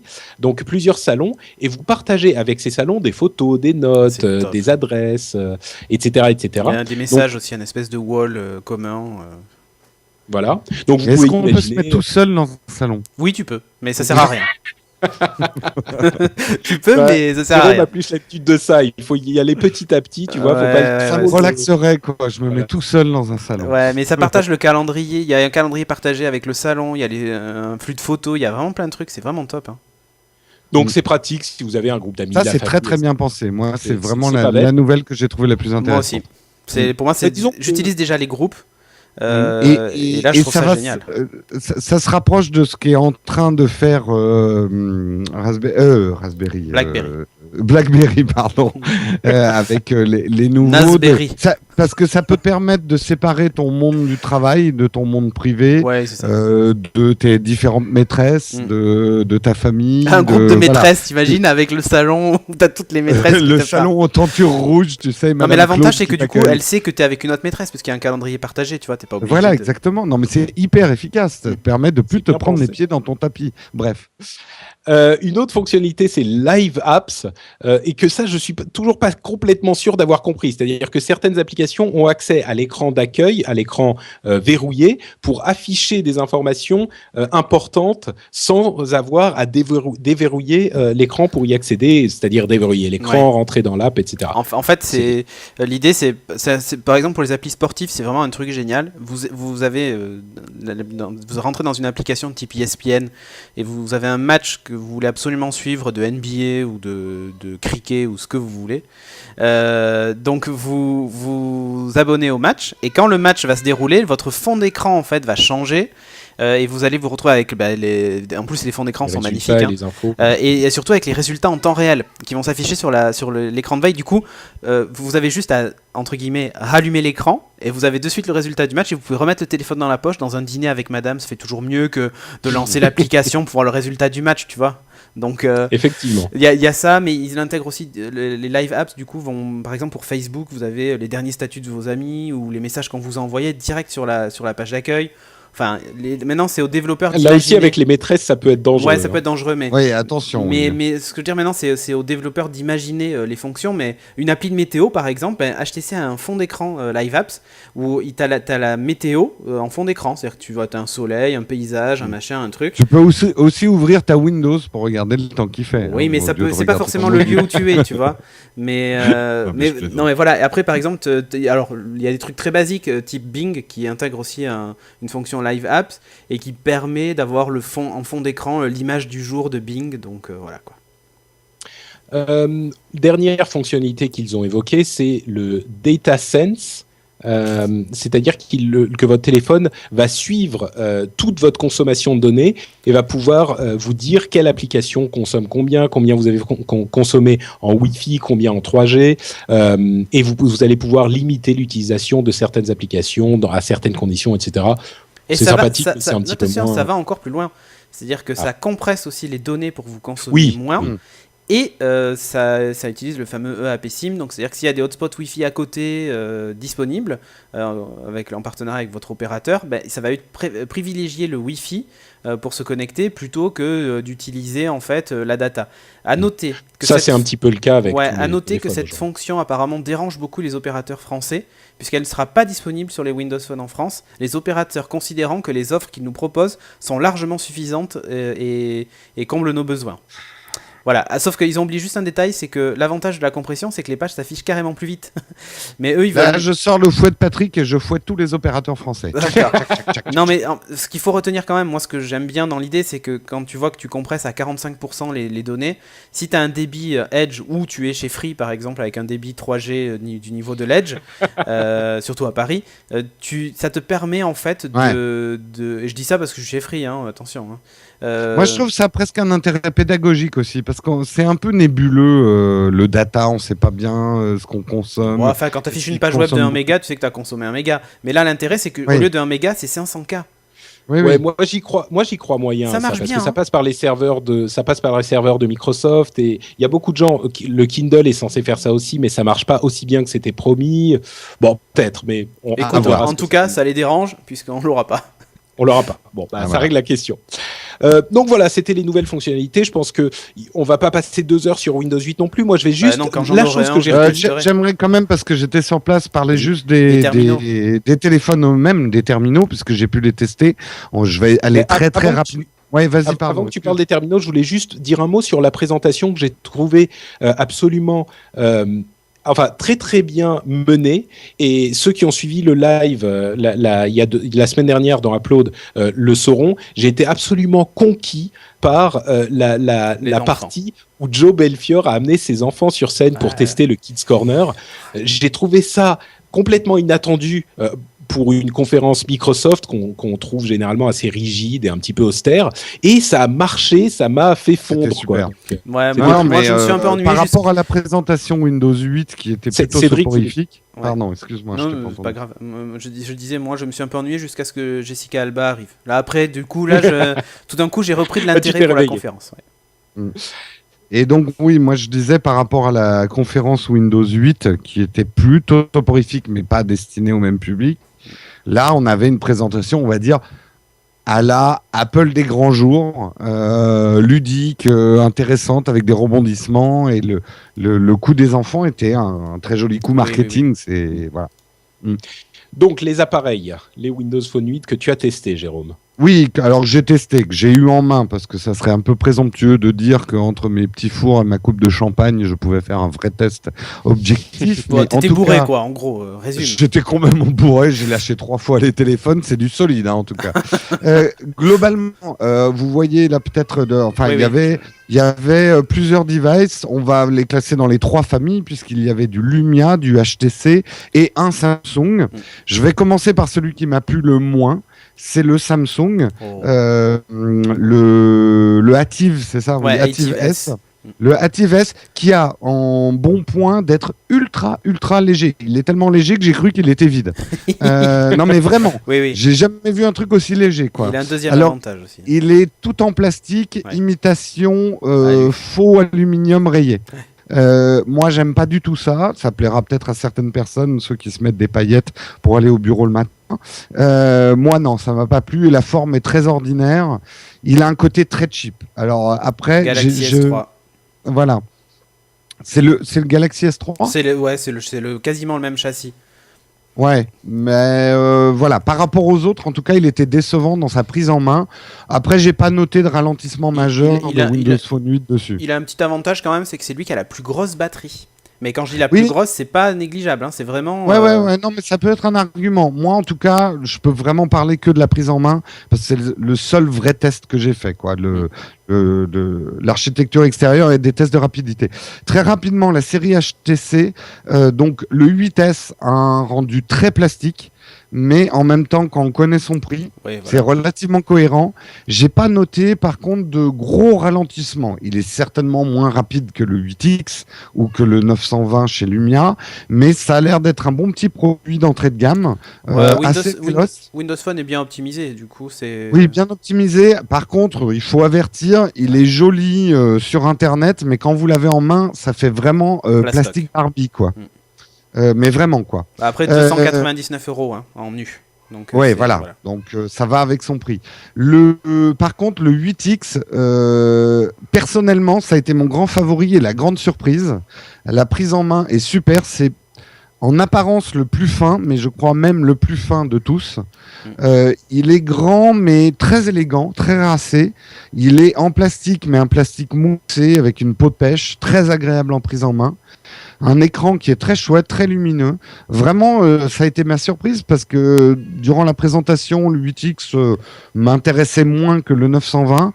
Et là, en tout cas, en prise en main, c'était le plus intéressant pour moi. Après, il a un souci d'ergonomie pour compléter, c'est qu'en fait, le bouton de marche arrêt est en haut et le téléphone étant grand, c'est difficile de l'atteindre. C'est incroyable. Alors sur les autres Windows Phone, parce que j'en utilise depuis longtemps, ils sont souvent sur la tranche sur un des côtés. Du coup, c'est assez facile. Mal, d'ailleurs, voilà, tu vois, tu as eu le problème. Parce qu'il y avait beaucoup de monde pour les tester et on avait en gros 3/4 de seconde pour les avoir en main. Donc il fallait faire vite et prendre des photos. Le 920, alors bon, c'est le super attendu. Il en a énormément sous le capot, ça se sent. Mais du coup, le capot est un peu gros. Moi, j'ai trouvé qu'il avait un rendu quand même très massif. C'est pas un téléphone, moi, qui m'attirerait parce que trop gros. Je sais que certains aiment avoir ça. Et le mettre dans la poche et dire t'as vu mon gros téléphone. Oh là là, non, c'était pas mon téléphone. C'est content de me voir ou c'est ton 920? Non, après, franchement, il est chouette. C'est vrai que le rendu plastique glossy fait vraiment toc. Et c'est vraiment dommage parce que quand on voit les 900 et les 800 qui avaient ce rendu moussé du plastique, ils étaient beaucoup plus jolis, quoi, ce rendu mat. C'est vraiment un choix. Alors, il paraît qu'en noir, il est joli. Oui, mais il est mat, en fait. Voilà. Le noir et le gris sont mat. Donc du coup, moi j'ai vu le rouge, c'est vraiment le plastique brillant fait assez toc et comme c'est un haut de gamme, ça fait bizarre. Et juste pour terminer très rapidement, le 820, ça a l'air d'être une bonne petite machine, en apparence un tout petit peu plus toc encore aussi en plastique, mais par contre assez véloce, un bon prix et un petit côté transformer, presque jouet le 820. Oui, mais en fait les coques que vous aviez, c'était bizarre parce que c'était des coques qui étaient bicolores. Oui, c'était des bicolores. Mais je l'ai trouvé pas mal. Mais c'est vrai que mon favori, en tout cas en prise en main, c'est vraiment le 8X de chez HTC, pour mes premières impressions. Voilà. Donc celui que tu recommanderais a priori, avec un test. Non, j'ai vraiment pas fait un test du produit. Non, bien sûr. D'ailleurs, tous les constructeurs qui nous écoutent, parce qu'ils sont multiples, n'hésitez pas à nous envoyer des terminaux pour qu'on les teste vraiment et qu'on les mette à la torture. Voilà. Eh ben, écoute, je pense que c'est une bonne conclusion à notre partie sur Windows Phone 8. On va donc pouvoir passer à une information qui va ravir tous les fans d'Android qui nous écoutent et qui souffrent depuis maintenant presque 1h15, un peu plus d'1h15, qui nous ont déjà Android. Oui, ils nous ont peut-être déjà quittés. Mais Google a eu pas mal d'annonces aussi. Enfin, à vrai dire, c'est même pas des annonces. Ce qui s'est passé, c'est qu'ils devaient faire une conférence juste avant la conférence de Microsoft pour Windows Phone 8 à New York. Et bien sûr, étant donné les conditions météo qui ont handicapé, ça c'est Microsoft qui a payé, je suis sûr. C'est sans doute, oui, ça s'expliquerait. Et ben, ils n'ont pas pu faire leur conférence, donc ils sont contentés de lancer la vente de leurs produits. Alors, on savait de quoi il s'agissait, mais on va tout de même vous en faire un petit résumé. D'une part, il y a le téléphone Nexus 4, qui est un téléphone relativement bon marché, à 299 € en version 8 Go. Relativement. Ah, t'es relativement relatif. Ok, qui est ultra bon marché. Mais attends, chez Windows, excusez-moi, je parle. 299 €, c'est l'entrée de gamme. Là, on parle d'un téléphone haut de gamme avec recharge sans fil, NFC, un écran 4,7 pouces, une grosse batterie, un processeur 4 cœurs à 1,5 Go, avec un appareil photo 8 millions de pixels, le dual carrière et tout ça, enfin la totale. C'est quoi exactement le dual carrière? En fait, l'idée c'est que quand tu es connecté à une antenne, tu bénéficies du débit de la 3G plus du débit de la 3G+. Voilà. Ah, d'accord. C'est juste ça. Et donc, il est compatible avec cette norme. Enfin, la recharge à induction, il y a la totale en fait dans ce téléphone. Un super écran à 1280 par 768 Oui, pixels. en plus, il a une super résolution. Enfin, c'est presque un haut de gamme au prix d'un entrée de gamme, quoi. Il est grand quand même, il fait 4,7 pouces. Oui, mais c'est pas... quand tu non, mais c'est sûr, c'est un super téléphone. Voilà, et à c'est un super prix. Voilà, à 299 €, mais c'est même un prix pété, quoi. Enfin, ça casse le marché. Enfin, ça oui, casse mais le complètement. Marché. Non, mais c'est un pavé dans le marché. Ah, mais grave, parce qu'en fait, tu te demandes s'ils font des marges, quoi.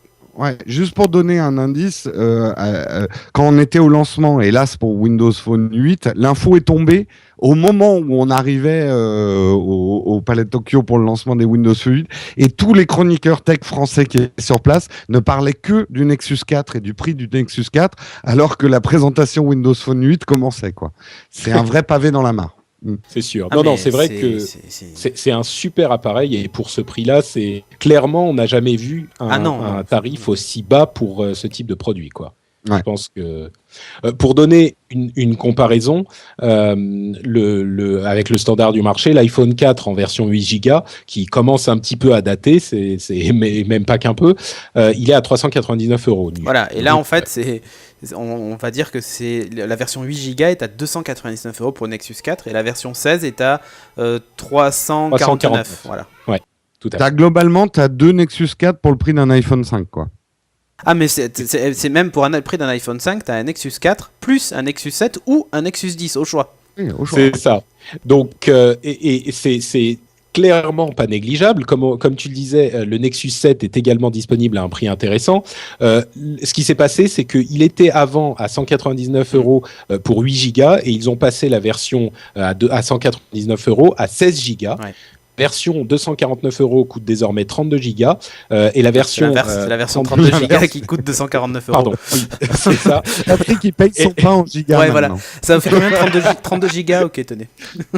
La tranche de ces deux premières versions... kilo-octets Ces deux premières versions sont en Wi-Fi uniquement. Pour la version 32 Go avec 3G, c'est à 299 €. C'est là pareil. Quand tu vois le prix de l'iPad mini à côté du Nexus 7, même 3G 32 Go... Enfin, Alors ça, c'est un débat qui, à mon avis, sera plus à sa place quand on parlera de l'iPad mini, parce que c'est encore une question un petit peu différente. Mais il est certain que là, c'est un tarif incroyablement intéressant, quoi. Ouais. Si tu le compares à son équivalent chez Apple, c'est-à-dire l'iPad 4e génération, tu as quand même un truc à plus de 200 € moins cher, quoi. Non, on parle de version 7 pouces. Ah, du 7, pardon, je croyais que vous parliez du 10. Non, le 7, en fait, le haut de gamme 7 est au prix de l'entrée de gamme chez Apple, en fait. Voilà, c'est ça. C'est ça, mais moins cher que l'entrée de gamme. Même moins cher que l'entrée de gamme chez Apple, pour le coup. Et justement, parlons-en du Nexus 10, qui est le nouveau qui a été annoncé. Entre parenthèses, le Nexus 4, donc le téléphone, est fabriqué par LG. Oui. Le Nexus 10 est fabriqué par Samsung. Et donc, le Nexus 10 et le Nexus 7, c'est Asus.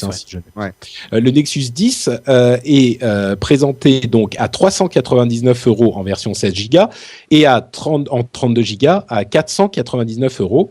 Là, par contre, on n'a pas de version avec connectivité cellulaire, donc uniquement en Wi-Fi. Les spécifications techniques sont excellentes là aussi. Oui, avec un écran de résolution Retina-like, enfin... C'est ça, on est à 2560 pixels par 1600 pixels. Il y en a plus que sur l'écran de mon 27 pouces de mon Mac. Deux caméras, une 5 mégapixels, une 2 mégapixels, la frontale bien sûr, processeur dual core, etc., etc. Donc c'est clairement une excellente machine, et à ce prix-là, c'est une machine qui est un attrait indéniable. La qualité, d'après les premiers tests, semble être la qualité de l'appareil de fabrication semble être un petit peu en deçà de ce que fait Apple, mais toujours très acceptable. Ça fait un petit peu plus plastique fantastique. Oui, non. C'est un format 16/9 qui est un format un petit peu allongé quand on veut faire quand on en a une utilisation entre guillemets bureautique, mais qui est bien sûr beaucoup plus intéressante pour regarder des films et pour des utilisations un petit peu plus multimédia. Je pense que on peut dire en résumé de ce line-up de Google, comme ils l'ont dit eux-mêmes, que c'est un line-up qui est d'une force commerciale indéniable. Ils ont une offre qui couvre tous les segments du marché, des tarifs qui sont difficiles à même, je vais même pas dire difficiles à battre, mais difficiles à imaginer pour cette qualité. Donc c'est très très fort de la part de Google. Je pense qu'on est je trouve que ce qu'il y a d'intéressant, c'est qu'on voit comment va s'architecturer tout le marché, on va dire, pour l'année qui vient. Microsoft se positionne sur un côté très novateur, révolution, interface, avec un non-compromis entre les ultramobiles et la mobilité, c'est-à-dire vous pouvez avoir du tout en un. Google a décidé d'attaquer Apple sur le flanc des prix. Et Apple se positionne en faisant de l'Apple. Donc moi je trouve intéressant, c'est que là chacun a trouvé un peu son positionnement marketing.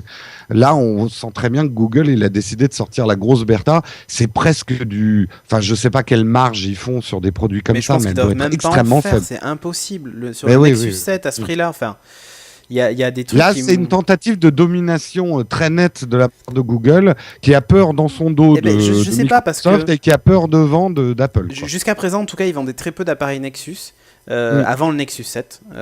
Quand le Nexus 7 est arrivé, là, j'ai vu, ils en vendent 1 million par mois, quoi. Enfin. Ouais. Mais j'ai discuté avec nos amis de Frandroid. Excuse-moi, je veux juste préciser une petite chose sur ce que tu dis, Jérôme, qui est très juste, mais quand même préciser que, comme vous l'avez fait remarquer avec le Nexus 4, ils attaquent leurs concurrents sur les prix, mais avec une gamme de qualité de produits qu'on n'attendrait pas sur une attaque, tu vois, sur une attaque sur les prix. On se dirait je te dis pas qu'ils refourguent des trucs cheap à bas prix. Non, c'est des très bons produits compétitifs avec la concurrence, mais en cassant le prix de la concurrence. C'est une vraie tentative de déstabilisation du marché. Et je discutais avec nos amis de Frandroid que je salue au passage. Et c'est vrai que ce qui est très intéressant, c'est que Google, je pense, a compris les leçons d'Android et du fait que par exemple Samsung rajoute des surcouches et il pousse vraiment la marque Nexus. Et la marque Nexus devient extrêmement attirante parce que c'est l'assurance d'avoir un Android le plus pur possible sur son device. Ouais, et d'avoir les mises à jour et le suivi pendant des années, tu vois. Voilà, et d'avoir un écosystème cohérent, stable. Ouais. Et là, ils ont réagi vite. Moi, ce qui me surprend le plus, c'est la vitesse de sortie des produits. Là, je pense que Apple a dû être piqué au vif parce que ça offre quand même une gamme complètement en face de celle d'Apple. Et puis Android 4.2, c'est franchement un très bon OS mobile. Enfin, c'est pas très bien. Même le 4.1, Jelly Bean, c'est pour moi l'aboutissement, on va dire, la quintessence de ce que aurait peut-être dû être Android dès le départ. Mais c'est fluide, c'est beau, enfin voilà, c'est un super OS, quoi. C'est sûr. Est-ce que vous voulez parler des nouveautés de 4.2 ou c'est peut-être pas forcément nécessaire? C'est pas transcendant, le multicompte sur les tablettes, ce genre de truc, mais bon voilà, c'est pas... C'est pratique. Peut-être qu'on le détaillera quand on l'aura en main, pourquoi pas, quand on aura les mises à jour. Mais tu vois... justement, on a... Pardon. Oui. Juste un dernier mot. Et comme il n'y a que les imbéciles qui ne changent pas d'avis, moi qui suis toujours là à dire je veux un écosystème cohérent avec ma tablette qui soit le même OS que mon téléphone, que mon ordinateur, je me mets sérieusement à réfléchir parce que je me vois bien avec un de chaque en fait en ce moment. Et les Nexus me font terriblement envie. À ce prix-là, voilà, c'est dit. Alors justement, on a beaucoup parlé d'Apple. Forcément, dans ce type de conversation, c'est difficile de ne pas le faire. Venons-en à l'iPad mini. On avait fait le live, donc si vous voulez le retrouver sur le site nowatch.net, vous pouvez voir le live de la conférence d'annonce de l'iPad mini, mais on peut en parler aujourd'hui avec un peu plus d'informations, puisque les premières reviews, les premiers tests de l'iPad mini sont tombés. Et je ne sais pas si vous les avez lus, vous, moi j'en ai lu quelques-uns, et ce qui est assez impressionnant, c'est la régularité avec laquelle tous les testeurs, quel que soit leur bord technologique, disent que l'iPad mini est d'une qualité sans compromis, en fait. La grande information qu'on a retenue au moment de l'annonce, c'était le prix de l'iPad mini, qui était beaucoup plus élevé que ce qu'on imaginait, puisqu'il est à 329 € prix de départ, hein, il va beaucoup plus haut que ça, et ce qui est largement au-dessus de la concurrence. Mais l'impression de tous les testeurs, c'est la qualité est vraiment au rendez-vous, la qualité d'Apple est vraiment au rendez-vous, et c'est une machine qui est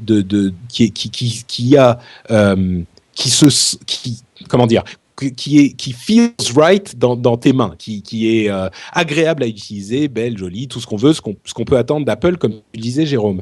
Là, le défaut que relèvent beaucoup de gens, tout de même, c'est cette histoire d'écran Retina, ou plutôt d'absence d'écran Retina, puisque l'iPad mini a une résolution qui est comparable, qui est celle de l'iPad 2. Donc évidemment, il est plus petit que l'iPad 2, donc la résolution est un peu meilleure, mais ça reste bien en dessous de ce qu'on peut avoir avec des écrans Retina.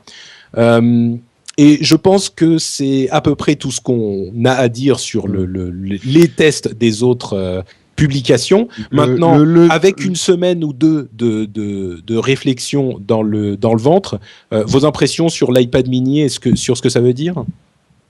Moi, je vais la tester, l'iPad mini. Ça sera peut-être déjà sorti quand cette émission sortira pour le No Watch Mag, donc je le dirai dans le test. Comme ça, allez voir le test de l'iPad mini sur le No Watch Mag, sur notre chaîne YouTube ou sur nowatch.net.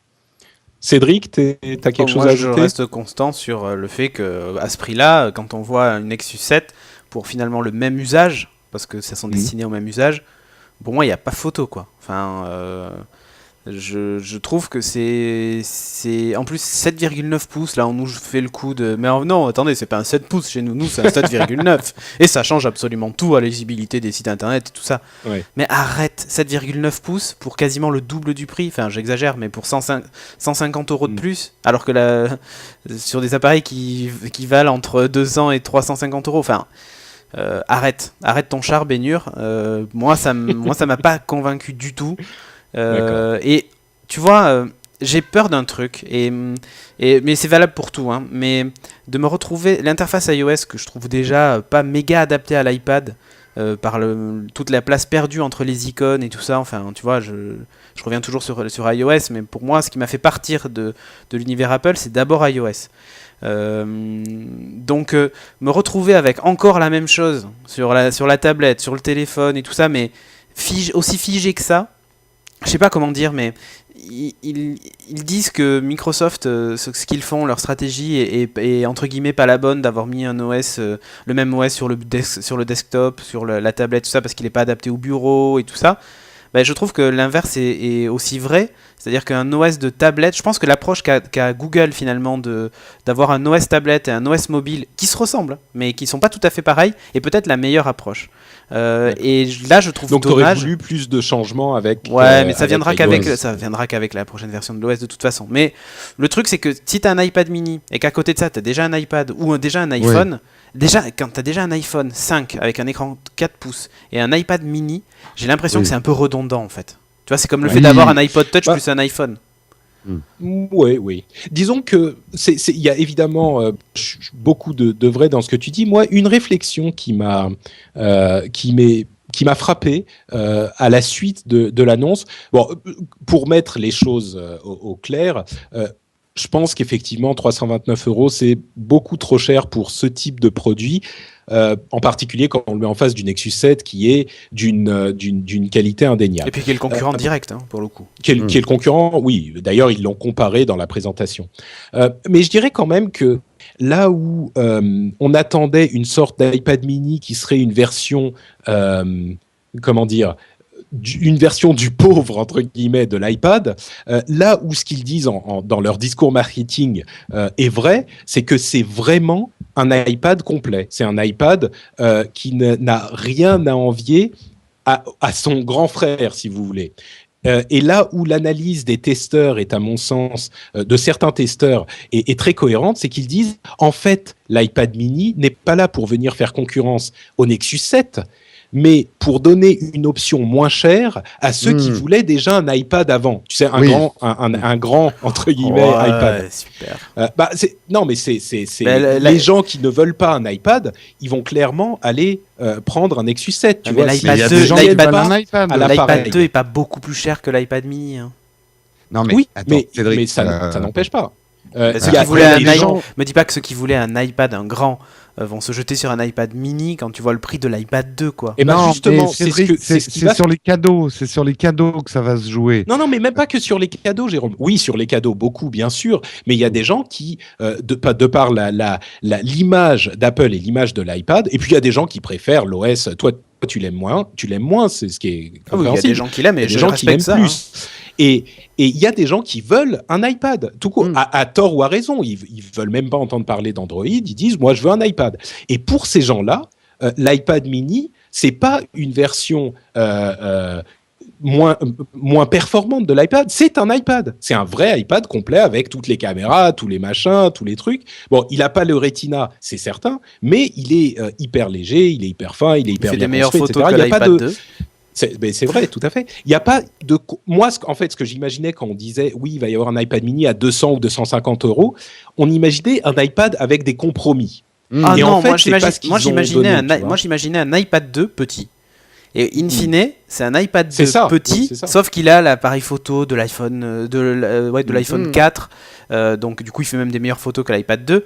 Mais je trouve pas que, pour moi, la référence aujourd'hui, c'est l'iPad 3 ou l'iPad 4. Je trouve déjà que l'iPad 2. Moi, je sais pas. Écoute, chez Apple dans la gamme, en tout cas, quand il te parle de l'iPad, il te parle pas de l'iPad 2, il te parle de l'iPad 3 ou du 4. Oui, bien sûr.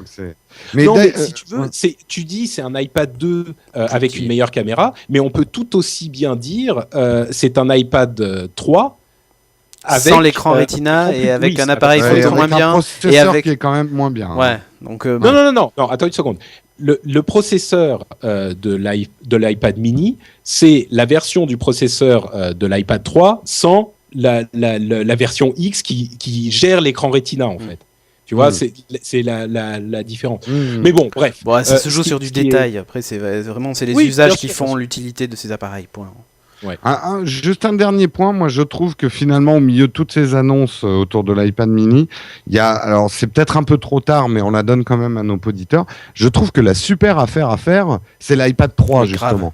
En refurb chez Apple, il était quasiment au prix de l'iPad mini. Et là, vous avez un truc Retina avec super processeur dedans. Qu'est-ce que vous en avez à foutre d'avoir un connecteur Lightning, un truc, vous achetez l'adaptateur avec la différence de prix. Et c'est le cadeau de Noël idéal. Si vous arrivez à en trouver, c'est des iPad 3, celui qui n'existe plus, en occasion ou en refurb. Ce n'est pas l'iPad que vous recherchez. Ils ont Ah non, mais là ils ont disparu de la gamme et du coup c'est effectivement j'avais vu, c'était moins cher. Maintenant pourquoi ils l'ont appelé le New iPad. Ouais, mais c'est vraiment un tour passe-passe. Ouais, mais c'était débile parce que les jours qui ont suivi l'annonce de la disparition de l'iPad 3, ils ont bradé les iPad 3 qui étaient moins chers que les iPad 2. Mais je sais, c'est pour ça que moi j'arrêtais pas de tweeter, acheter des iPad 3 les gens. Mais grave. Bon. Eh bien, écoutez, c'est sur ces bons mots qu'on va conclure cette petite partie qui s'est allongée sur les nouvelles machines. Mais c'est passionnant. Enfin, nous, on aime. Oui, mais c'est intéressant parce que je pense qu'au final, la conclusion de toute cette histoire, même si l'iPad mini, il est plus cher, mais c'est de la qualité, mais je sais pas quoi, c'est vraiment ce que tu disais, Jérôme. Les trois offres sont parce qu'on a parlé que du Surface RT, mais pour Windows 8, il y a énormément d'autres constructeurs qui fournissent des produits de qualité. Des super trucs, moi. Et donc, on a trois offres qui sont hyper mûres, hyper matures, qui se valent vraiment. Alors, certaines vont mieux ceci ou mieux cela, mais qui se valent vraiment. Et c'est pour les consommateurs que nous sommes et pour les geeks que nous sommes, une période d'extase incroyable. C'est un âge d'or dont on se souviendra de génération en génération. Mais c'est bien parce que du coup, on a le choix, tu vois. Moi, c'est ça qui m'intéresse, c'est de me dire... chacun va trouver chaussure à son pied, quoi. C'est ça qui est bien. Mais ce qu'il y a de terrible pour nous, c'est la densité de toutes les informations en ce moment là. C'est pour ça que l'upload est aussi long. On aurait de quoi faire une dizaine d'uploads différents avec tout ce qu'on a à dire aujourd'hui, quoi. Et on termine juste par une triste nouvelle quand même. Non, une heureuse nouvelle. Ah non, oui, on va finir. On pensait que le mois dernier était un mois, enfin le mois de septembre était un mois agité, le mois d'octobre a été encore plus. Oui. Oh la vache, ouais. Donc, plusieurs nouvelles dans cette deuxième partie news où on va vous parler un petit peu d'Apple et de ce qui secoue Apple. D'abord, iTunes 11 a été décalé au mois de novembre pour le finir au lieu d'octobre. Vous l'aurez compris puisque vous n'avez pas eu votre iTunes 11. Moi, j'étais très déçu. Ouais. Autre nouvelle, tout augmente. Et même les prix des apps sur l'App Store, il y a une petite augmentation de, je sais plus, 9 à 20%, quelque chose comme ça. Ça dépend des prix. Ça dépend des prix. Des gammes de prix. Des apps. Donc, les apps qui étaient à 79 centimes sont passées à 89 centimes. 1,59 €, c'est maintenant 1,79 €. 2,39 €, 2,69 €, etc. Jusqu'à 15,99 € qui sont aujourd'hui 17,99 €. Bon, il y a plein de gens qui ont dit « Ah, c'est dégueulasse, mais non, c'est trop vous cher, êtes riches, vous achetez des appareils chers, vous pouvez payer des applications plus chères. » Bon, en même temps, c'est la fin de la section iOS d'Upload. Nous fermons la caisse parce que là, c'est la ruine. Disons que 89 centimes pour le prix le plus bas, je pense que ça reste. Et puis ça suit. Les prix n'avaient pas augmenté depuis l'introduction de l'App Store il y a 4 ou 5 ans maintenant. Bon, je pense que c'est pas puis, allez, un dernier truc, c'est pas mal pour les développeurs parce que le ratio n'a pas changé pour eux, ça va augmenter le seul truc, c'est on va dire pour les consommateurs lambda qui sont demandés d'où sort cette augmentation, puisque même les développeurs ne l'avaient pas demandé en fait, personne ne l'avait demandé. Et surtout, il y a une très grande brutalité, notamment, je pense à ceux qui vendent des BD en ligne. Ah oui, grave. J'ai reçu un mail, tous les abonnements ont augmenté, ils n'ont même pas été avertis. Oui. Tu te sens pas, pour le coup, en tant que distributeur, tu te sens vraiment pas chez toi. Tous les achats in-app, c'est aussi des paliers et eux aussi ont augmenté. Bien sûr. Gros problème de communication là, de la part d'Apple au niveau de.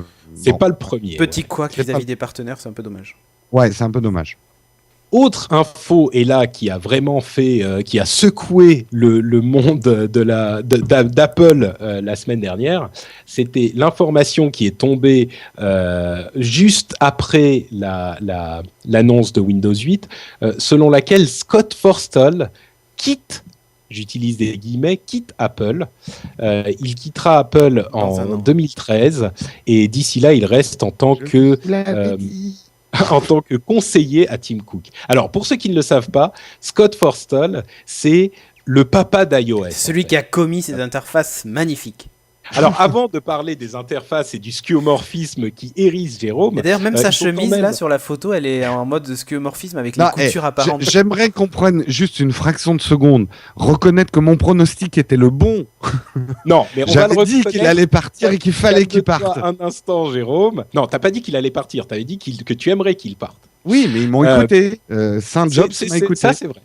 Donc, Scott Forstall était un ancien d'Apple et un ancien de Next, l'un des plus proches conseillers de Steve Jobs, qui était donc responsable de iOS. C'est celui qui avait, au moment où ils pensaient à développer l'iPhone, c'est celui qui avait convaincu Steve Jobs d'utiliser macOS et de le faire rentrer dans l'iPhone plutôt que d'étendre l'OS qui était sur les iPods à l'époque.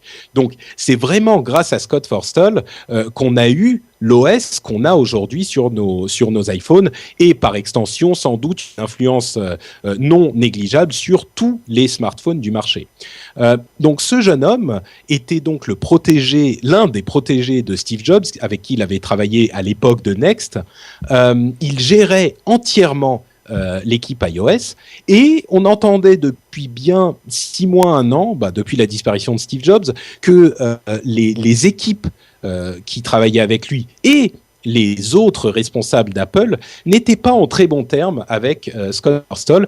On entendait beaucoup d'histoires selon lesquelles il s'attribuait le succès des autres, il était de mauvaise foi sur certaines choses, il était mais comme Jérôme en fait. Quoi? Comme Jérôme. Et c'est toi qui dis ça? Ah, j'y crois pas. Et en fait, à l'époque où Steve Jobs était encore là, c'était Steve Jobs qui arbitrait, donc il avait la légitimité de Steve Jobs en quelque sorte. Depuis que Steve Jobs n'était plus là, son style était très abrasif et il ne s'entendait plus avec ses petits camarades en gros.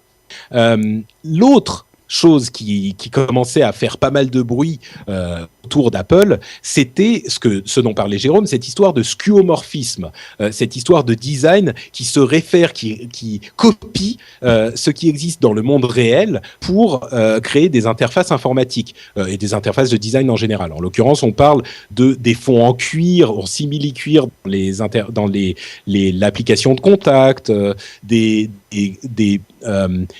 étagères en verre et des choses comme ça. Des fonds en bois. Jérôme du faux bois, du papier déchiré dans l'agenda. C'est ça. Que Jérôme exécrait et dont il nous disait mais c'est insupportable au niveau design, c'est un langage de design lamentable pour les podcasts. Et autant dans le design matériel conçu par Johnny Ive, qu'on connaît bien, était d'excellente qualité, autant le design logiciel, des interfaces logicielles, conçues, donc a priori gérées par Scott Forstall, ne convenait pas à Jérôme. Donc Jérôme nous disait, et pas que Jérôme, beaucoup de gens s'en plaignaient. Oui, Cédric aussi. Si je suis parti sur Windows Phone. Et toi aussi, Patrick. Lui, il kiffe. Non, mais Patrick, il a aucun goût, donc pas de problème. Mais je disais que ça me dérangeait pas du tout. Patrick, chez lui, même les murs, ils sont en faux papier peint. Oui. Donc lui, il s'en fiche, tu vois. C'est du papier peint skeuomorphisé. Voilà. Non, c'est vrai que moi, il a des placards en faux micro-ondes derrière lui. Ça me dérangeait pas plus. Mais bon, donc visiblement, Scott Forstall a fait la gaffe de trop. Beaucoup ont dit Siri ne fonctionnait pas bien au départ. Moi, j'ai pas tout à fait eu cette même analyse, mais bon. Et surtout, le lancement de Maps, dont il était directement responsable, c'est passé de manière totalement catastrophique. On en a déjà parlé. Il semble que Scott Forstall paye ce lancement catastrophique et surtout, selon ce qu'on entend aujourd'hui, paye le fait qu'il ait refusé de signer la lettre d'excuse envoyée par Tim Cook pour le fiasco Apple Maps. Donc il a dit non, on peut gérer ça en sous-main entre guillemets, comme on l'a fait avec d'autres produits, et on va arranger ça au fur et à mesure. Vous n'utilisez pas correctement, c'est pour ça que ça marche pas. Mais c'est vrai qu'Apple, pour défendre un petit peu Scott Forstall, qui est un petit peu indéfendable dans cette histoire, mais Apple a régulièrement passer sous silence les défauts de conception de ces appareils ou de ces logiciels qui sont aussi fréquents qu'ailleurs, et ils ont arrangé les choses un petit peu en sous-main, et s'il leur est arrivé de s'excuser parfois pour les gros scandales, il leur est tout autant arrivé de ne pas s'excuser pour certains autres. Là, en l'occurrence, il était difficile de faire passer la chose sous le tapis tellement c'était gros. Donc, ça faisait une bosse sous le tapis, comme les. Ouais. Mais l'avantage, c'est que du coup, ça faisait un tapis en 3D comme dans Maps, tu vois. Donc, annonce fracassante, Scott Forstall quitte Apple et il est remplacé, entre guillemets, par personne.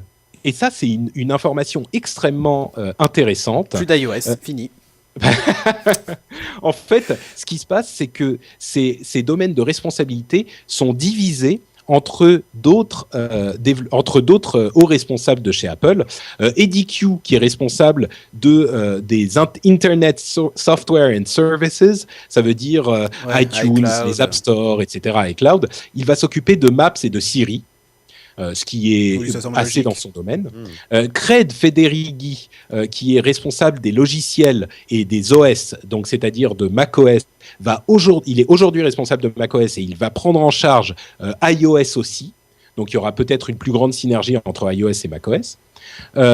Bob Mansfield, qui est responsable des technologies, qui est aujourd'hui responsable des technologies, qui voulait partir, mais que Tim Cook a gardé à coups de millions, et il va rester pour 2 ans de plus, et il est responsable de toute l'infrastructure technologie en général de chez Apple. Ça, c'était pas exactement du domaine de Forstall.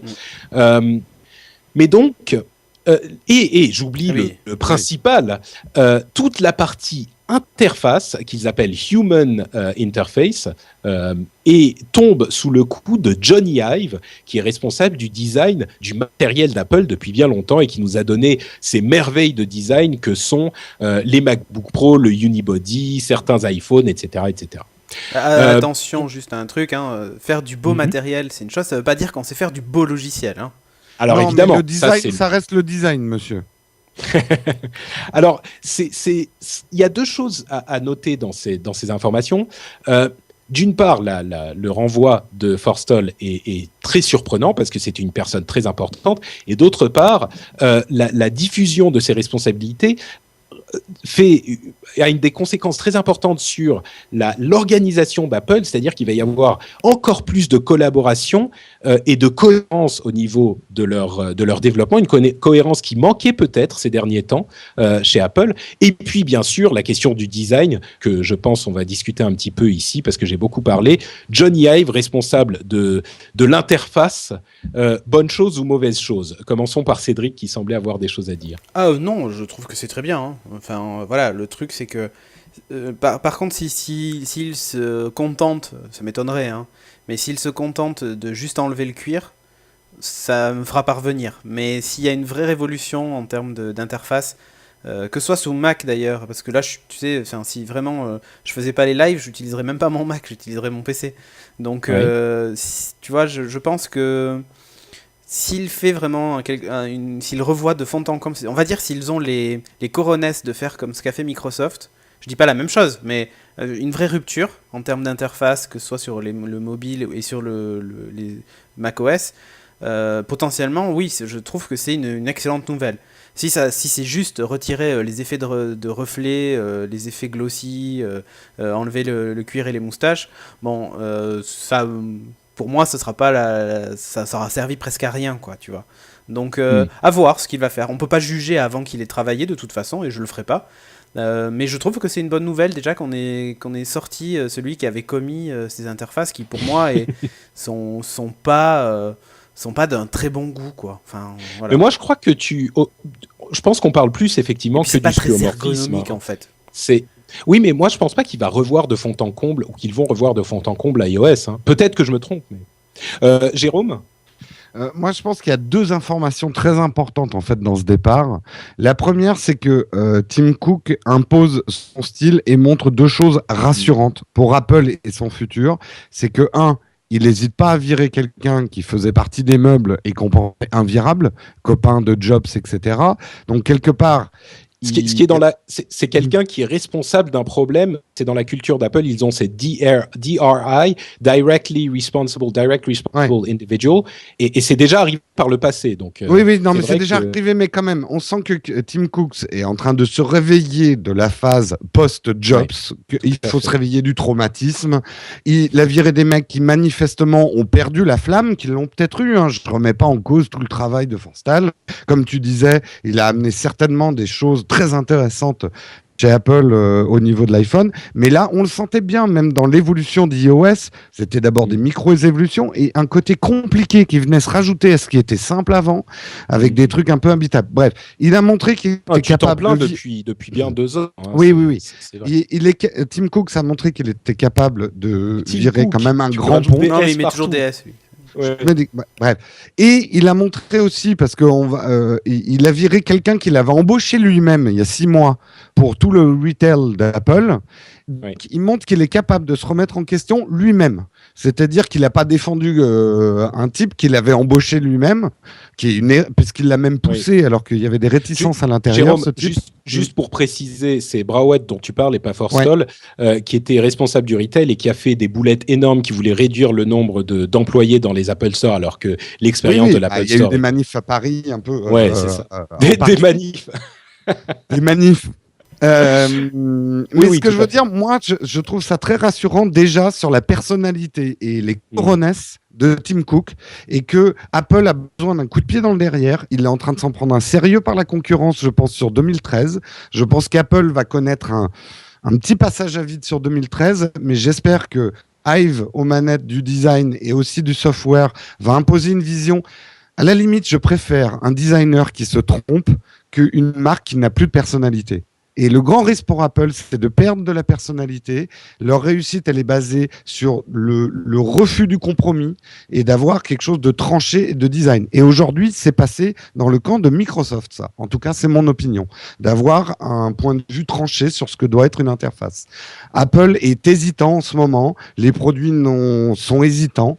Il y a un passage à vide. Donc voilà, tout ça me rassure par rapport à l'avenir d'Apple. Je vais conclure sur le sujet en étant un petit peu d'accord avec, surtout avec Jérôme, je pense. Sur un point, je suis pas du tout d'accord avec toi, et je dirais même que j'ai l'impression que tu as un peu fumé la moquette.